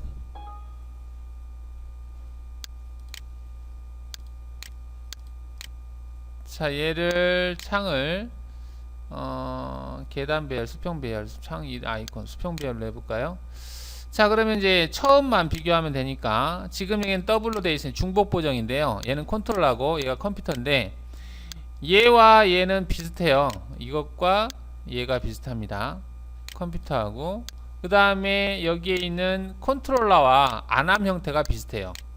코드가 똑같아요. 보면 여기도 500, 여기가 지금 41이라고 되어 있잖아요. x41, 여기도 x41이죠. 단지 컨트롤러라고 하는 이 G41 D01이 들어갔느냐 안 들어갔느냐 차이가 있을 뿐입니다. 자, 그 다음에 중복 보정하고 컴퓨터하고 코드가 똑같아요. 단지 여기서만 이 코드가 들어갔느냐 안 들어갔느냐 차이가 있을 뿐입니다. 똑같아요. 얘하고 코드가. 그러면 컴퓨터로 했을 때는 옵셋 값을 조절할 수가 없어요. 왜? G41이라고 하는 기능이 없기 때문에. D라고 하는 값이 없기 때문에 D에다가 내가 값을 넣어도 얘가 이동하는 데는 영향을 안 받아요. 하지만 중복 보정으로 체크를 해서 출력을 했을 때는 D01에다가 내가 100분의 1을 주게 되면 100분의 1만큼 실제 이동해서 100분의 1만큼을 띄워서 움직입니다. 얘는 옵셋 값을 조절할 수가 있어요. 얘는 옵셋 조절 불가입니다. 얘는 옵셋 값을 조절할 수 있죠. 하지만 얘는 컨트롤러 기능을 썼기 때문에 반경값에다가 옵셋 값을 더해서 조절하셔야 돼요. 즉 보정값이 커진다는 얘기예요. 보정값이 커지면 이동하는데 제약을 많이 받습니다. 그래서 이 컨트롤러는 거의 쓰지 않는다. 얘는 문자 가공할 때 또는 가운데를 그대로 지나가야 될 때 안함 기능을 쓰는 거고요. 일반적으로 이 컴퓨터 기능을 많이 씁니다. 하지만 옵셋 기능이 있을 때는 꼭 중복 보정을 사용을 하셔야 된다라는 얘기죠. 자, 그러면 중복 보정이 있는데 역중복 보정이라는 것은 뭐냐라고 할 수 있는데, 역중복 보정은 중복 보정하고 똑같아요. 단지 다른 것은 이 보정 코드가 G41하고 42가 서로 바뀐다는 겁니다. 한번 출력을 해보면, 자, 얘를 그대로 뒤로 복사를 한 다음에 조건에서 중복 보정을 역중복 보정으로 바꾸고 재생성을 해요. 경로는 똑같아요. 얘와 얘는 똑같이 컴퓨터로 생성한 거기 때문에 경로는 똑같습니다. 단지 코드가 얘를 이름을 좀 바꿔서, 얘는 더블인데 백이라고 그래야 되나? 뭐지? BACK 더블 DOUBLE.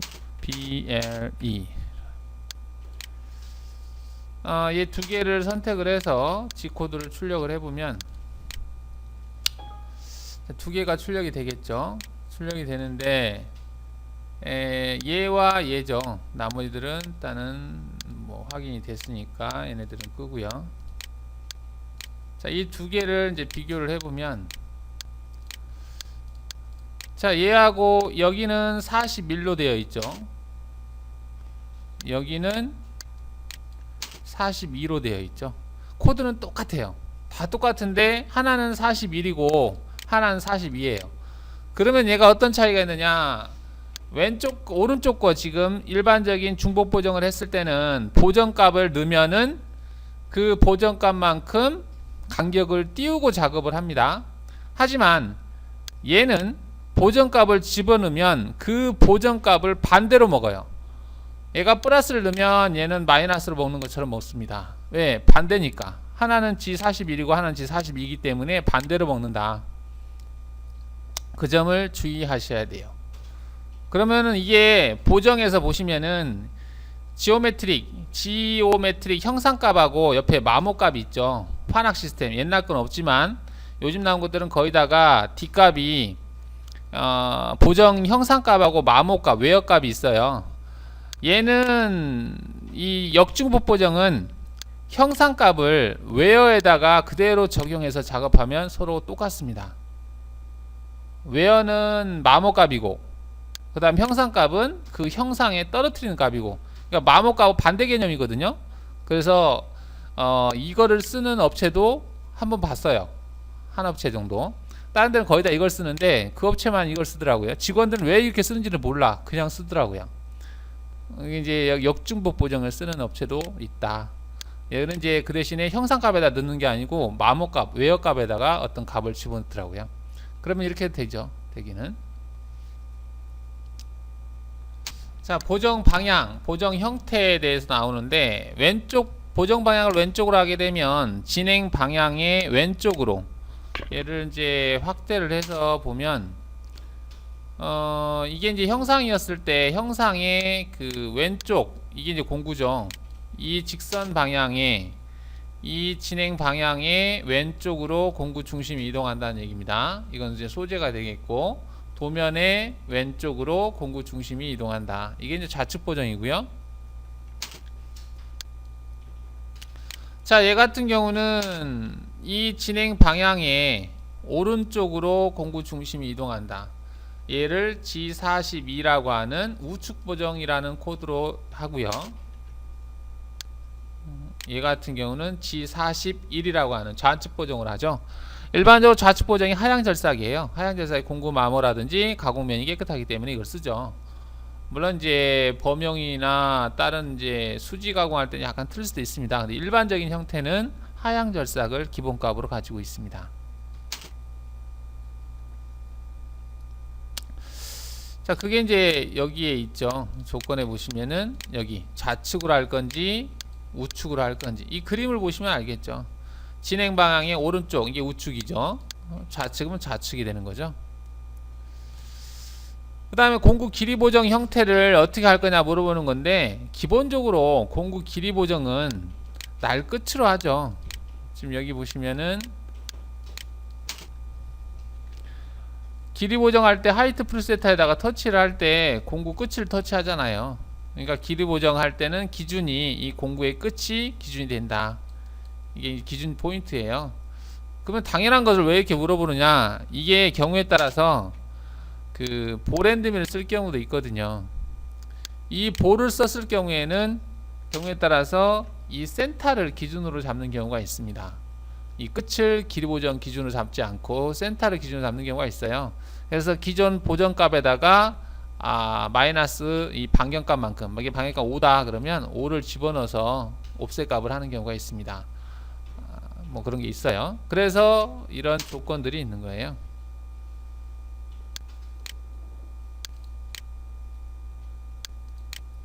여기 날 끝으로 할 건지 중심으로 할 건지. 근데 기본값은 날 끝입니다. 자, 그 다음에 모서리 절삭 형태라고 하는 게 있는데, 이건 뭘 얘기하냐면 일반적으로 얘를 경로를 생성을 했을 때 얘가 이동하는 것을 보면 키보드 S를 누르면 이동을 하죠. 자, 이동을 하는데 뭐 이동을 한다라고 치고, 일반적으로 우리가 프로그램을 짤 때는 얘를 그냥 직선 형태로 이렇게 갔다가 이렇게 가면 되지 왜 여기다 라운드를 만드느냐 이렇게 할 수도 있잖아요. 근데 이 직선 형태보단 라운드 형태가 간섭을 적게 받습니다. 여기 어떤 형상이 있었을 때 직선 형태로 가면은 이걸 부딪혀요. 이렇게 쭉 가다가 이렇게 움직인다라고 했을 때는. 하지만 얘가 라운드 형태로 가게 되면 회피할 수 있는 그 공간이 더 많죠. 그래서 기본값이 이 라운드로 되어 있습니다. 자, 그러면 얘를 한번 바꿔볼까요? 자, 얘를 샤프로 되어 있는데 안암과 샤프 전체가 있는데, 안암으로 했을 때는 각진 형태로 출력하는 형태가 됩니다. 이렇게 얘가 각지게 출력을 하잖아요. 그랬을 때 얘를 확인을 해보면 이게 각지게 움직이기 때문에 이 부분에서 아무래도 그 간섭을 더 받는다는 얘기죠. 근데 얘를 바꿔볼까요? 얘도 같은 컴퓨터인데 얘를 샤프로 했을 때는 두 개를 같이 보겠습니다. 자, 하나는 여기까지 공구가 나오는 거고 하나는 여기서 그냥 회피해서 가기 때문에 간섭을 적게 받는다는 얘기죠. 그 대신에 프로그램은 얘가 훨씬 간단해지죠. 라운드 R 부분이 빠지니까 얘는 G02 뭐 X 얼마 Y 얼마 그 블럭이 빠지죠. 우리가 수동으로 프로그램 짤 때는 이런 식으로 프로그램을 짜죠. 근데 이제 캠으로 짤 때는 뭐 자동으로 지가 하는 거기 때문에 코너 부위는 일반적으로 다 라운드 처리를 한다. 자, 이게 이제 라운드 처리가 이제 샤프하고 전체라고 하는 기능인데, 그러면 샤프하고 전체하고 어떤 차이가 있느냐? 샤프하고 전체는 여기에서 보시면은 설명이 되어 있는데요. 샤프는 이게 일단은 전체를 설명을 드리면, 전체는 모든 도형의 모서리 부위를 각도가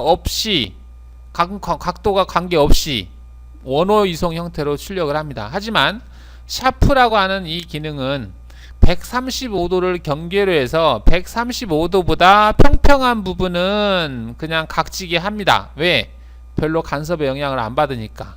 각이 135도보다 크다는 얘기는 거의 평평하다는 얘기예요. 평평한 부위에서는 굳이 그 모서리 부위를 라운드로 처리할 필요가 없어요. 라운드 처리하다 보면 원호 값이 엄청 작아져요. 나중에는 거의 평평한 부위에서는. 그러니까 그 부위에는 원호를 생성하지 말고 그냥 각진 형태로 출력하고 135도보다 작은 뾰족한 형태에서는 라운드 처리해라 이 말입니다. 그래서 이 샤프가 가장 이상적인 적당한 형태예요. 그래서 샤프를 기본값으로 합니다. 135도라고 하는 것을 얘가 한번 경계로 해서 한번 해보겠습니다. 지금 얘는 90도 형태를 취하고 있잖아요. 자, 그러면 여기다 직선 하나를 그려보겠습니다. 이렇게 직선을 그리는데 각도값을 135-90도 45도네요. 45도보다 조금 크게 주겠습니다. 한 50도를 줘볼게요. 자, 이 정도 이 각도가 재보면은 여기에서 여기까지 각도를 재면 얘는 140도예요. 얘가 여기는 90도고 90도일 때는 이렇게 그냥 가는데 라운드로 처리하는데 얘가 140도인 대상이었을 때는 얘기가 틀려진다. 얘를 이렇게 연결하겠습니다. 자, 그러면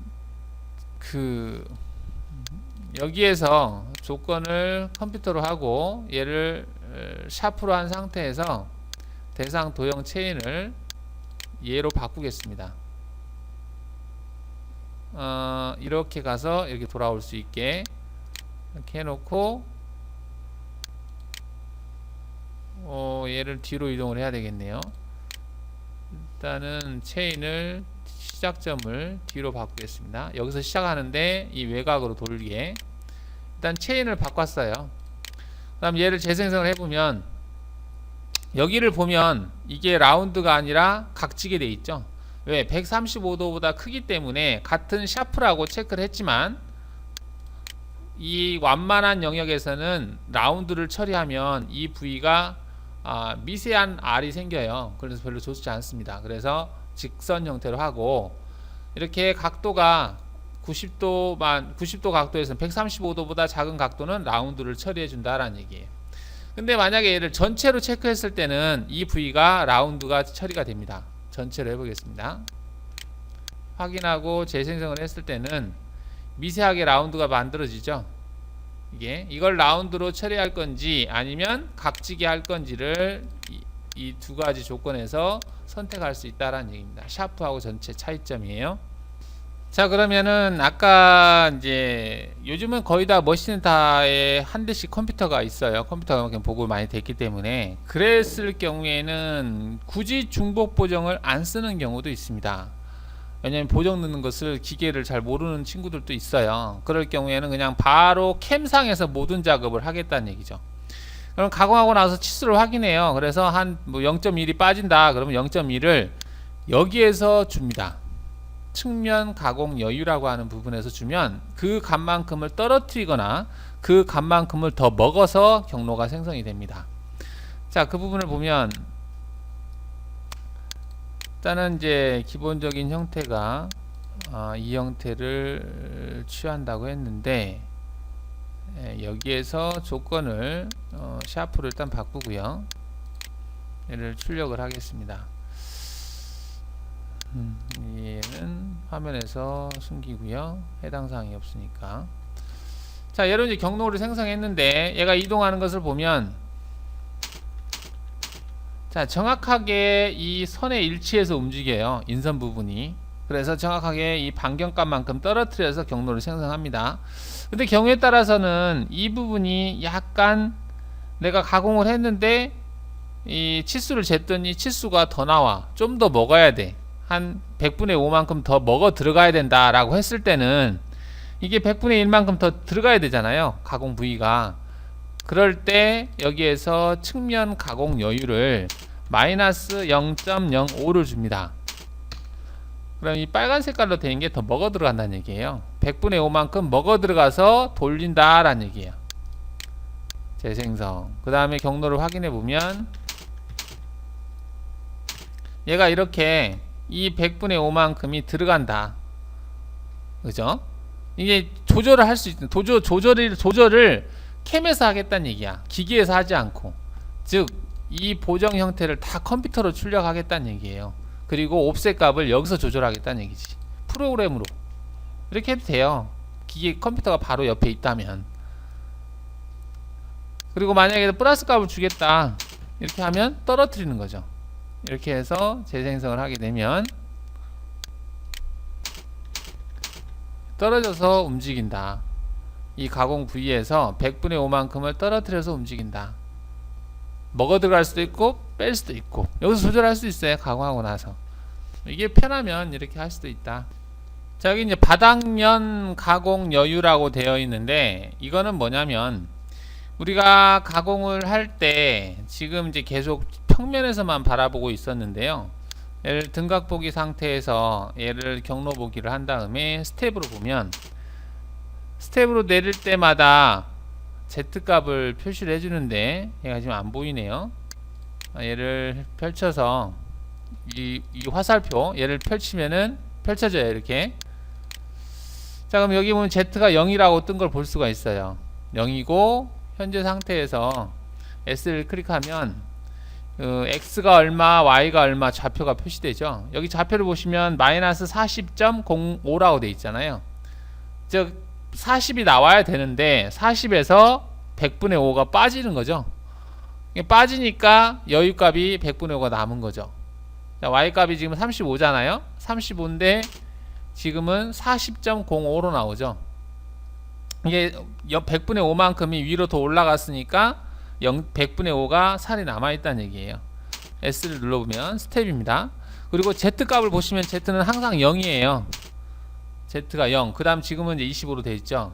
그러면 Z가 0에서 움직인다는 얘기야. 그러면 그 Z가 0이라고 하는 값을 나는 마이너스 5로 놓고 싶다. 그럴 때는 어디를 손대느냐? 일단 여기를 0으로 하고요. 연결 조건에 보시면은 가공 깊이가 있는데 재료 상단하고 가공 깊이라고 하는 부분이 있는데 이 가공 깊이가 0이기 때문에 그래요. 그러면 가공 깊이를 내가 마이너스 2로 주겠다 하게 되면 재생성을 해보면 얘가 다시 경로를 확인해 보면 마이너스 2까지 내려간 다음에 그 다음에 이제 외곽을 돌리는 거예요. 여기 마이너스 2잖아요. 값이 현재 위치의 Z값이 마이너스 2라는 얘기야. 마이너스 2에서 움직이는 거예요. 자, 그러면 값은 이렇게 주어 놓고 여기에서 절삭 조건에서 바닥면 가공 여유값을 조절하는 거야. 여기에다가 0.05를 주게 되면 0.05만큼을 띄워놓고 작업하겠다는 얘기예요. 자, 0.05를 해놓고 재생성한 다음에 경로를 확인해 보면 현재 값이 마이너스 1.95가 나오죠. 마이너스 2가 나와야 되는데 거기에서 100분의 5를 뺀 값만큼 얘가 움직이는 거야. 그죠? 만약에 여기를 마이너스 값을 주게 되면 마이너스 0.05를 주게 되면 재생성을 했을 때 경로가 얘는 마이너스 2.05에서 움직인다. 이 좌표를 보시면 이거는 여러분들이 경로를 확인할 때 이렇게 확인해야 될 경우가 있어요. 얘가 어떻게 움직이는지 현재 좌표를 확인해야 될 경우 그럴 때 확인할 수가 있습니다. 자, 이제 윤곽 형태라고 되어 있는데 자, 지금 조건에서 보시면은 얘도 이제 0으로 놓고요. 자, 여기 0으로 놓으면은 그 실제 도형을 그대로 적용을 해서 옵셋을 적용한다는 얘기고, 여기 윤곽 형태가 2D가 있고 2D 못따기가 있고 램프, 재가공, 진동 뭐 이렇게 되어 있는데 일반적으로 2D로 되어 있으면 Z값이 고정된 상태에서 얘가 움직이는 거예요. 내려와서 쭉 이렇게 움직이는데 일반적인 형태가 이건데 만약에 얘를 제로 설정해서 Z를 1로 놨었는데 0으로 놓겠습니다. 자, 그 얘를 다시 좀 설명드리면 얘는 가로 세로고 이 제로 가운데에 제로 상단 위치의 절대값을 여기다 넣는 거예요. 그럼 가운데가 0이니까 x는 0,0이 되는 거 맞잖아요. 근데 z값은 제로 상단이 얘가 0이면은 그 제로 상단이 원점이 되는 거고, 만약에 제로 상단 여기 1로 주잖아요. 그러면 제로 상단보다 1mm 아래가 원점이란 얘기예요. 이거 여기 넣는 것은 절대값입니다. 만약에 2로 하겠다 그러면 제로 상단이 z가 2란 얘기야. 제로 상단 가운데 위치가 이 얘기입니다. 일단 얘를 0으로 놓겠습니다. 이거는 별 의미는 없어요. 여기서 모의 가공할 때 표현되는 그것만 표시해 줍니다. 자, 그러면 제로 설정하고 Z값이 똑같죠. 자, 이 상태에서 이 모서리 부위를 C1로 면치 작업, 못따기 작업을 하겠습니다. C1이라고 하는 못따기 작업을 할 텐데, 그럼 가공 조건에서 일단 공구를 바꿔줘야 되겠죠. 공구는 이 챔퍼 밀에서 여기를 100분의 1로 하겠습니다. 거의 뾰족하겠죠. 그리고 외측은 10으로 하겠습니다. 그 다음에 45도, 이게 이제 면치 공구죠. 각도가 90도, 그러니까 한쪽으로 45도인 챔퍼 공구라고 보시면 됩니다. 여기 가운데 값을 얘는 꼭 줘야 돼요. 그래서 100분의 1을 준 거예요. 만약에 이걸 안 주겠다, 나는 뾰족하게 그냥 하겠다라고 한다면은 이 공구를 사용하지 않고 여기는 스포 드릴을 가지고 하시면 돼요. 여기를 10으로 하고 아까 똑같이 맞춘다면 여기를 90으로 맞추면 되겠죠. 일반적으로 여러분 센터 작업하고 이 면치 작업하고 같이 사용을 하잖아요, 스포 드릴로. 그래서 그렇게 할 경우에는 이렇게 체크하시면 됩니다. 얘로 하나, 아까처럼 하나 똑같아요. 똑같습니다. 이게 각 폭이 10이고 그 다음에 각도가 90도고 그 다음에 뾰족한 형태잖아요. 100분의 1은 거의 뾰족하다고 보면 되잖아요. 이걸로 하겠다, 이걸로 하든 저걸로 하든 상관은 없습니다. 이걸로 하겠다라고 했을 때, 자, 확인하고, 그럼 얘로 하는데 조건에서 윤곽으로 하게 되면은 재생성을 했을 때 공구가 얘가 그냥 이 윤곽을 도는 거죠. 이렇게. 그러면 평면에서 봤을 때 이 반경만큼 떨어뜨렸잖아요. 즉 공구의 이 부분을 보면 이 공구에 이렇게 돌렸을 때 중심 끝이 어느 z값에서 이 값만큼 이 측벽 부분이 여기를 일치를 해서 움직이는 건데, 일반적인 형태가 이렇게 된 건데, 면치를 주려고 하면 여기를 2D 못따기를 체크하면 면치를 주고자 하는 양을 여기다 줘요. C 얼마, 도면에 C1이다 표시되어 있으면 이게 1이 되는 거고, 그 다음 날끝 옵셋은 이 뾰족한 끝 지점을 이 세로 절삭이 되는 부위에서 얼마만큼 내릴 건지, 얘가 1로 되어 있으니까 1로 그냥 하겠습니다. 해놓고, 그 다음에 연결 조건에서는 면치가 주어지는 높이 값을 줍니다. 이게 재료 상단이 0이니까 0으로 줘야 되겠죠. 그리고 나서 재생성을 한 다음에 얘가 움직이는 것을 보면, 자, 스텝으로 보겠습니다. 공구가 내려왔어요. 옆으로 이동을 합니다. 자, 여기서 이제 면치 먹는 양을 보면 이 값이 지금 C 값이에요. 이 값이 여기서 여기까지가 1이라는 값입니다. 이 치수가 1이라는 값이 나왔다는 얘기고, 여기에서 여기도 1이라는 값이 나오는 거예요. 이게 이제 C1로 면치를 줄 때 값이잖아요. 그 다음에 날끝 옵셋이라고 하는 것은 이 절삭이 되는 부위 있죠. 여기가 절삭이 된 부위잖아요. 이 부위에서 1mm만큼 아래로 이 끝 포인트를 내리겠다라는 얘기야. 이게 1mm만큼, 이게 날끝 옵셋이에요. 그럼 날끝 옵셋을 왜 주느냐? 날끝 옵셋을 주지 않고 여기에서 뾰족한 형태로 그냥 바로 이렇게 올라가게 되면 이 아래에서 버 같은 게 올라올 수 있잖아요. 그래서 이 부분을 약간 더 주는 거예요. 내려주는 거예요. 1mm 정도를. 이게 이제 못따기예요. 못따기가 참 편해요. 막 캠으로 하면 뭐 계산할 것도 없어. 물론 이제 수동으로 하는 분들도 옵셋 값을 조절해서 길이 옵셋 값 조절해서 하면 되는데, 얘가 조금 신경을 써야 되잖아요. 근데 이거는 캠상에서 얘가 알아서 계산해서 경로를 생성을 시켜준다는 얘기예요. 자, 이렇게 생성을 하면 얘를 그 모의 가공을 해보면 면치 작업을 주면서 지나간다. 소재가 되어 있을 때 이렇게 C가 1이 딱 만들어진다는 얘기죠. 이런 식으로 C1이 만들어진다.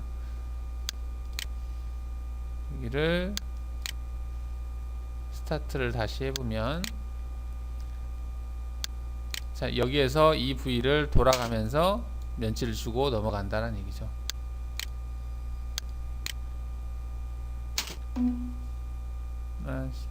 뭐 넘어가 버렸네요. 다시. 자, 여기서 정면 보기를 했을 때 이렇게 된다는 얘기죠. 이 부위를 날끝 옵셋, 그 다음에 C값 주어지는 거. 자, 이때 조심할 거는 이 재료 상단하고 가공 깊이를 같이 준다라는 거예요. 동일한 높이로. 이 재료 상단이라고 하는 건 면치가 주어지는 이 밑면이거든요. 그리고 가공 깊이도 동일하게 줘야 돼. 이거를 뭐 면치가 주어진다고 해서 마이너스 1 어쩌주면 안 돼요. 왜 안 되냐면 그 값이 여기서 계산을 다 하거든. 얘가 알아서 이 값을 가지고 계산을 하는 거야. 윗면만 넣어주면 이 값만큼을 계산해서 이 중심 좌표를 계산하는 거예요. 자, 못따기 작업을 하는데 이게 이제 챔퍼밀로만 되는 게 아니라 이거는 캠 기능이다 보니까 볼앤드밀로도 가능해요. 여기 이제 테이퍼밀 또는 볼앤드밀 또는 드릴로도 가능합니다. 없을 때는 드릴 가지고도 할 수 있다. 그 다음 볼앤드밀 가지고도 할 수 있고요. 볼앤드밀로 한번 해보겠습니다. 공구를 얘를 볼로 바꿔볼게요. 볼 6자리로 바꿔보겠습니다. 6자리로 바꾸고 다시 절삭 조건에 가면 이게 볼로 바뀌어요. 그래서 이 그 대신에 볼로 할 때는 이 너비하고 얘를 동일하게 줘야 돼요.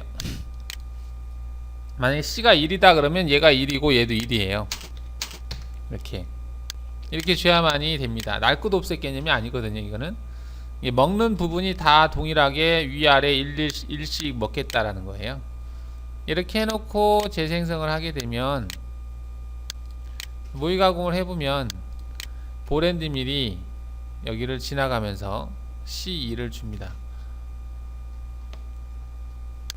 물론 이때 약간 라운드 속성을 띄다 보니까 이게 라운드가 되는데, 이게 C1은 좀 큰 편이죠. 약간만 뭐 0.2라든지 약간만 줄 때는 이게 별 태가 안 나요. 공구를 좀 크게 하면 거의 일자가 가깝겠죠. 한번 크게 해볼까요? 공구를 6이 아니라 여기를 뭐 12로 한다든지 하고 얘를 재생성을 해보면 거의 그 라운드 형태가 아닌 일자 형태로 여기를 형성할 수가 있죠. 거의 일자 형태를 취하고 있죠. 시값이 이제 커서 그러는데 볼로도 가능하다. 이게 일반 그 못따기 바이트를 할 때는 계산하기가 쉬워요. 측면값만큼 밑으로 내리면 되니까. 하지만 볼앤드밀로 했을 때는 계산하는 게 그닥 쉽지는 않습니다. 근데 캠으로 했을 때는 얘가 알아서 출력을 해줘요. 그래서 그 코드를 그냥 출력만 하면 그대로 사용하시면 그대로 적용이 됩니다. 이게 볼앤드밀러도 가능하다. 면치 작업이. 이 좌표값을 얘가 계산을 해요. 알아서 값을 계산을 해서 움직인다. 자, 램프라고 하는 게 있는데, 램프는 경사다. 경사를 램프라고 그래요. 여기 보면 이게 이제 경사 각도를 표시하는데, 지하주차장 내려갈 때 경사진 구간을 램프 구간이라고 하는데요. 그 램프 경사지게 내려가겠다. 여기서 이제 절삭 속도를 고속으로 실행하는 경우에 유용하다 되어 있는데, 이게 이제 판재 같은 거를 따낼 때 한꺼번에 천천히 따내는 것보단 라핑 커터 같은 걸로 그냥 외곽을 좀 적게 절입을 하면서 고속으로 계속 돌면서, 뜨지 않고 돌면서 내려가면서 따내는 경우가 있더라고요. 그럴 경우에 사용하시면 좀 유용하게 쓸 수가 있는데, 그 전체 가공 깊이를 대상 도형 윤곽의 수평 절삭 진행 방향에 따라 경사진 형태로 가공하는 형태다. 이 형태를 선택하면 대화창의 깊이 가공 버튼은 자동으로 비활성화된다. 이건 깊이 가공 개념이 아니고요. 계속해서 도는 거야. 한마디로 그 헬리컬처럼 돌면서 작업하는 거예요. 이 램프 가공은 나사를 낼 때도 사용을 합니다. 응용을 해서. 램프 형태가 이제 각도가 있고 깊이, 수직 절입이라고 하는 게 있는데, 이 각도는 말 그대로 일정한 각도를 주면서 내려가는 거고요. 이 깊이는 한 바퀴 돌았을 때 내려가는 깊이 값으로 주는 거예요. 두 개다가 이제 헬리컬로 들어가는 건데, 경사지게 들어가는 건데, 각도를 줬을 때는 이 각도 값으로 가는 거고, 깊이를 체크했을 때는 한 바퀴 돌았을 때 이 첫 번째와 그 두 번째의 높이차, 즉 한마디로 피치 개념이라고 보시면 돼요. 피치하고 비슷한 개념으로. 그래서 이제 각도 깊이 절삭인데, 정면 또는 측면 기준 특정 각도로 최종 가공 깊이까지 도형 윤곽을 따라 절삭 진입 전체 가공 깊이를 설정하는 일정한 분할에서 한다. 램프 각도 깊이라고 하는 게 있는데, 그 다음에 이제 열린 윤곽 형태는 한 방향으로만 진행하겠다. 헬리스 형태 선형 출력하겠다. 이런 게 나와 있는데요. 자, 해보겠습니다. 자, 지금 얘를 작업을 했는데, 작업을 할 때 공구를 일단은 평핸드밀로 바꿔보겠습니다. 10자리로 바꾸고요. 그 다음에 조건에서 여기를 램프로 체크를 하겠습니다. 체크를 하고 가공 깊이는 0에서부터 마이너스 10까지 작업을 하겠다 해두고요. 여기서 이제 각도를 체크했을 때 지금 3도라고 되어 있는데, 얘를 한 1도라고 줘보겠습니다. 1도 경사지게 내려가겠다. 이것만 일단은 체크해 놓고 확인을 하겠습니다. 자, 재생성을 해보면 1도가 상당히 큰 편인가 보네요. 지금 얘가 내려가는 걸 보면 이제 이 지점이 지금 Z가 0인데, Z가 0에서부터 서서히 이제 각도가 경사지게 내려가는 거예요. 우측면을 보면 얘가 이제 경사지게 내려가는 거죠. 내려지고 여기도 경사지게 내려갑니다. 정면에서 봤을 때 얘도 경사지게 내려가죠. 그 다음에 경사지게 내려간다. 경사지게 삥 도는 거예요. 이 각도는 3도 각도, 경사 각도가. 이거는 이제 각도로 한 건데, 각도로 했을 때는 문제가 뭐냐면 얘가 먹는 양, 이 실제로 공구가 먹는 양을 조절을 못 한다는 거죠. 여기에서부터 여기서 한번 지나가고 그 다음에 다시 여기 지나갈 때 이만큼이 먹잖아요. 지금이 다시 또 이만큼 먹고, 근데 이 값을 정확하게 내가 주고자 하는 양을 조절을 못해. 얘가 뭐 2면 2, 3이면 3 이렇게 조절을 해야 되는데, 그렇게 하려면은 이 각도 방법보다는 여기에 있는 그 깊이라고 하는 것을 주면 돼요. 깊이를 만약에 내가 1mm씩 내려가겠다라고 주게 되면 얘가 1mm씩 한 바퀴 돌았을 때 1mm씩 계속 일정하게 먹는 거예요. 주고 재생성을 하게 되면 지금 얘처럼 이 높이가 1mm가 차이가 나는 거예요. 한번 돌았을 때 얘가 한번 쭉 돌고 두 번째 돌고 세 번째 돌고 했을 때 정확하게 일정한 값만큼 먹는다 라는 얘기죠. 이게 이제 깊이를 줬을 때. 그리고 맨 마지막에 한 바퀴를 돌리겠다 했을 때는 여기에 보면은 열린 윤곽 형태 마지막이 아니고 마지막 깊이 경로 생성, 얘를 체크했을 때는 맨 마지막에서 한 바퀴 돌고 나온다. 얘를 체크 안 했을 때는 얘가 쭉 돌다가 맨 마지막에 경사진 면이 있는 상태에서 빠져나와요. 이거를 이제 측면 가공을 마이너스 2 정도 주고 얘 체크 안 하고 재생성을 했을 때 얘를 한번 모의 가공을 해보면, 자, 이처럼 이게 단이 생긴다는 얘기예요. 한 바퀴를 돌아야 되는데 돌지 않고 그대로 나오기 때문에 이처럼 단이 생기는 현상이 나타난다. 이게 경사진 면이 만들어져요. 수평이 아니라 서서히 경사지게 움직이기 때문에. 그래서 맨 마지막에 한 바퀴 돌리는 그게 여기 얘를 체크했을 때 맨 마지막에 한 바퀴를 돌아요. 그러다 보니까 가공한 면이 동일한 Z값이 형성이 되죠. 아까처럼 단이 안 생기죠. 그 다음에 열린 윤곽 형태 한방향 진행이라고 하는 것은 열린 윤곽 형태를 선택을 했을 때, 자, 그럼 열린 윤곽 형태를 하기 위해서 도형 체인을 전체 다시 체인으로 해서 하나만, 얘만 선택을 하겠습니다. 전체가 아니라 얘 하나만 단위를 체크한 다음에 선택하면 돼요. 체인이었을 때는 하나를 선택 못해요. 근데 단일로 했을 때는 하나만 선택할 수 있다. 선택해 놓고 다시 재생성을 해보면, 자, 얘가 이제 내려와서 갔다가 다시 돌아오죠. 돌아오고 다시 갔다가 돌아오고 지그재그로 왔다리 갔다 왔다리 갔다 해요. 여기 보면 지그재그로 움직인다.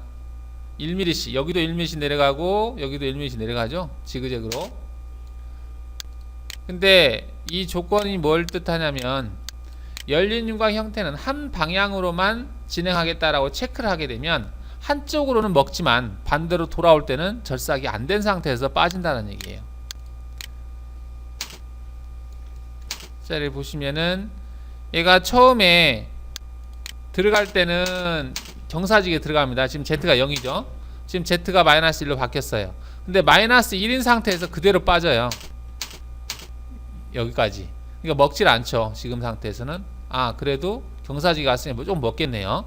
그 다음 여기서 다시 마이너스 1에서 마이너스 2까지 가고 마이너스 2에서 그냥 그대로 나온다는 얘기죠. 얘 이쪽으로 나올 때는 경사값을 주지 않는다. 한쪽으로만 경사지게 계속 진행한다. 그러니까 반대로 올 때는 적게 먹겠죠. 먹는 양이. 이게 한 방향, 이게 열린 윤곽이었을 때는 지그재그로 왔다 갔다 한다 라는 얘기예요. 상향 하향 개념이 없어진다는 얘기입니다. 지금 그리고 여기 수직 절삭 진입이라고 하는 게 있는데 얘는 뭘 얘기하냐면, 일단은 진입 복귀 형태를 끄겠습니다. 끄고 할게요. 얘를 끄고 얘와 얘는 경사지게 내려가는 건데 이 부분은 경사가 아니에요. 1mm를 체크하게 되면 경로가 일반적인 윤곽 형태하고는 좀 틀리게 들어갔어요. 들어갔다가 얘가 떠서 이동하든가 그대로 빠지든가 그런 게 아니고 그대로 바로 내려갑니다. 그대로 바로 내려간 다음에 다시 옆으로 가요. 또 내려가고 옆으로 가고 지그재그로 한다는 얘기예요. 경로가 이런 경로는 이거밖에 없습니다. 얘가 지그재그로 왔다 갔다 해요. 그냥 바로 내려와 버려요. 그리고 맨 마지막에 빠집니다. 경로가 이 지그재그로 계속해서 빠진다. 이거는 이제 오일 홈 같은 거 얇은 홈을 보랜드미로 팔 때 유용하게 쓸 수 있어요. 절임량을 0.1 정도 주고 계속 파버리는 거죠. 왔다리 갔다 하면서 그러면서 이 홈을 뭐 게이트 홈 같은 거, 런너 같은 경우 이렇게 팔 수도 있다라는 얘기죠. 자, 여기 있는 이제 헬리스 형태 선형 출력이라고 하는 건 뭐냐면, 헬릭스라고 하는 건 나선을 얘기하는 건데요. 나선 형태로 램프니까 생성이 되겠죠. 형태로 생성이 된 그것을 G02, G03, Z 얼마 이렇게 할 거냐, 아니면 G01로 다 출력을 할 거냐, 그 말이에요. 자, 그러면 원형을 그려서 얘를 한번 확인을 해 보겠습니다. 자, 평면 보기를 해서 여기에다가 뭐 가령 그 M30짜리 내가 나사 작업을 하고자 한다라고 했을 때, 자, 얘를 이제 30짜리를 그려 놓고요. 여기서 이제 조건에서 공구도 좀 바꿔 볼까요? 공구를 T커터로 바꿔 보겠습니다. 16짜리 이 나사바이트, 피치는 2로 하겠습니다. 그래서 그 코너 R을 0.5 정도 주면, 이런 공구를 나사바이트라고 해서 임시로 그냥 만들어 볼게요. 그럼 얘를 가지고 피치 2짜리를 나사를 내겠다라고 한다면, 그 조건에서 얘를 램프로 체크하고 깊이 값을 피치가 2니까 얘를 2로 해주면 되겠죠. 한 바퀴 돌 때 2로 돌겠다. 얘는 빼야 되겠죠. 그 다음에 측면 가공을 M30이니까 피치값만큼 절입한다라고 했을 때 마이너스 1만큼 먹어 들어가는 걸로 해주면 되겠죠. 피치가 2니까. 그 다음에 여기를 지금 헬릭스 형태 선형 출력이라고 되어 있는데, 우선은 얘를 체크를 한 상태에서 하겠습니다. 재료 상단은 0에서부터 마이너스 10인데 마이너스 한 20까지 작업하는 걸로 하고요. 자, 이렇게 해서 이제 경로를 생성해 보면 대상을 바꿔줘야겠죠. 전체 다시 체인으로 이를 선택을 해주시고 재생성을 하게 되면 이렇게 생성이 돼요. 근데 이제 생성할 때 이제 진입복귀를 제가 안 줬기 때문에 일자 형태로 가는데, 이걸 하려면은 진입복귀에 있어야 되겠네요. 그러면 여기 진입복귀에서 일단 체크만 해주세요. 나중에 설명을 할 겁니다. 체크해서 두 개다가 60%로 되어 있게 해주시고요. 60%, 60%, 60%, 60% 값 넣어주시면 됩니다. 그 다음 얘를 재생성해보면 이렇게 될 거예요. 자, 그럼 얘가 어떻게 작업을 하는지 모의 가공을 통해서 해보는데, 모의 가공에서 재료 형상을 그 사각 형태로 할 수도 있고요. 여기에서 원형으로도 할 수 있어요. 근데 원형의 그 지름이 30짜리죠. 30짜리고 크기는 0에서부터 마이너스 30이니까 맞겠네요. 자, 이렇게 해서 확인하겠다면 이런 재료 형상이 될 수 있습니다. 이 상태에서 약간 늦춰서 플레이를 시키면 이렇게 나선식으로 만들 수가 있어요. 지금 나사바이트가 정확히 60도짜리인데 이건 가상으로 만든 겁니다. 그래서 이렇게 만든 건데, 자, 램프를 응용하면 이렇게 나사 작업을 할 수가 있습니다. 이게 이제 나사바이트가 하나짜리겠죠. 선반에서 내경 나사바이트로 사용하는 그 공구를 가지고 작업을 한다라고 보면 되는데, 자, 이렇게 이제 작업을 하고 빠졌어요. 그러면 나사가 나왔겠죠. 이렇게. 자, 그러면 얘를 출력을 했을 때 코드가 어떻게 출력되는지를 보겠습니다. G1을 눌러서 출력을 해보면,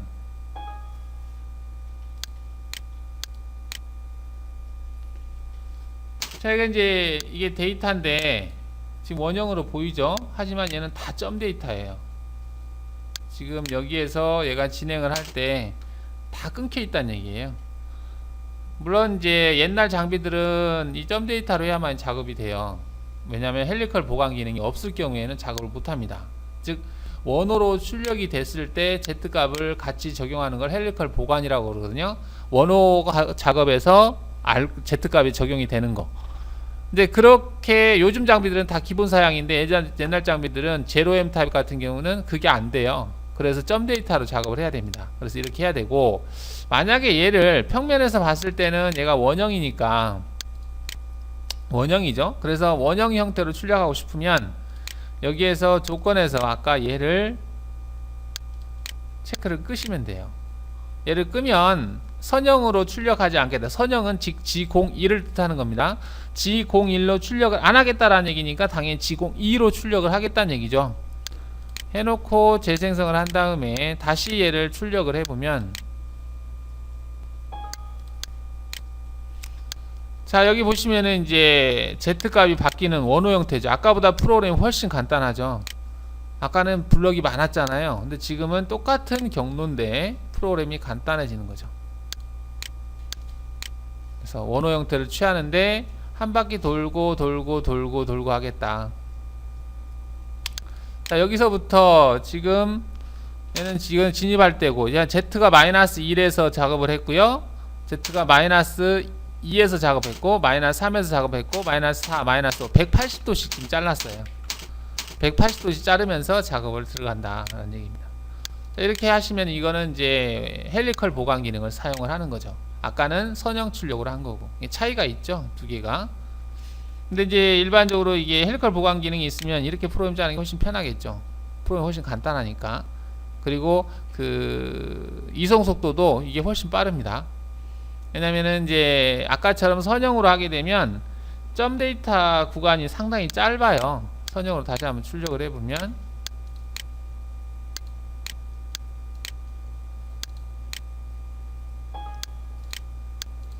자 이렇게 했을 때는 이 구간과 구간 사이 거리가 엄청 작습니다. 여기를 이 구간하고 거리를 한번 재보면, 여기에서 여기까지 거리가 100분의 XY 거리가 2 정도 나오네요. XY 거리가 2가 2 정도가 나온다는 얘기예요. 2mm 간격이니까 피드 값이 올라갔다가 바로 감속 구간에 들어가기 때문에 제대로 정상적인 속도가 잘 안 나와요. F1000을 줬으면 1000이라는 속도가 잘 안 나올 겁니다. 이 구간이 좀 그래도 긴 편이네요. 이 구간이 막 어떤 것들은 0.5, 0.1 막 그래요. 이 구간이. 그러면 가감속 구간이 걸리기 때문에 속도가 제 속도가 나오지 않습니다. 물론 고속가공기는 제대로 나오죠. 일반 머신센터에서는 잘 안 나온다는 얘기입니다.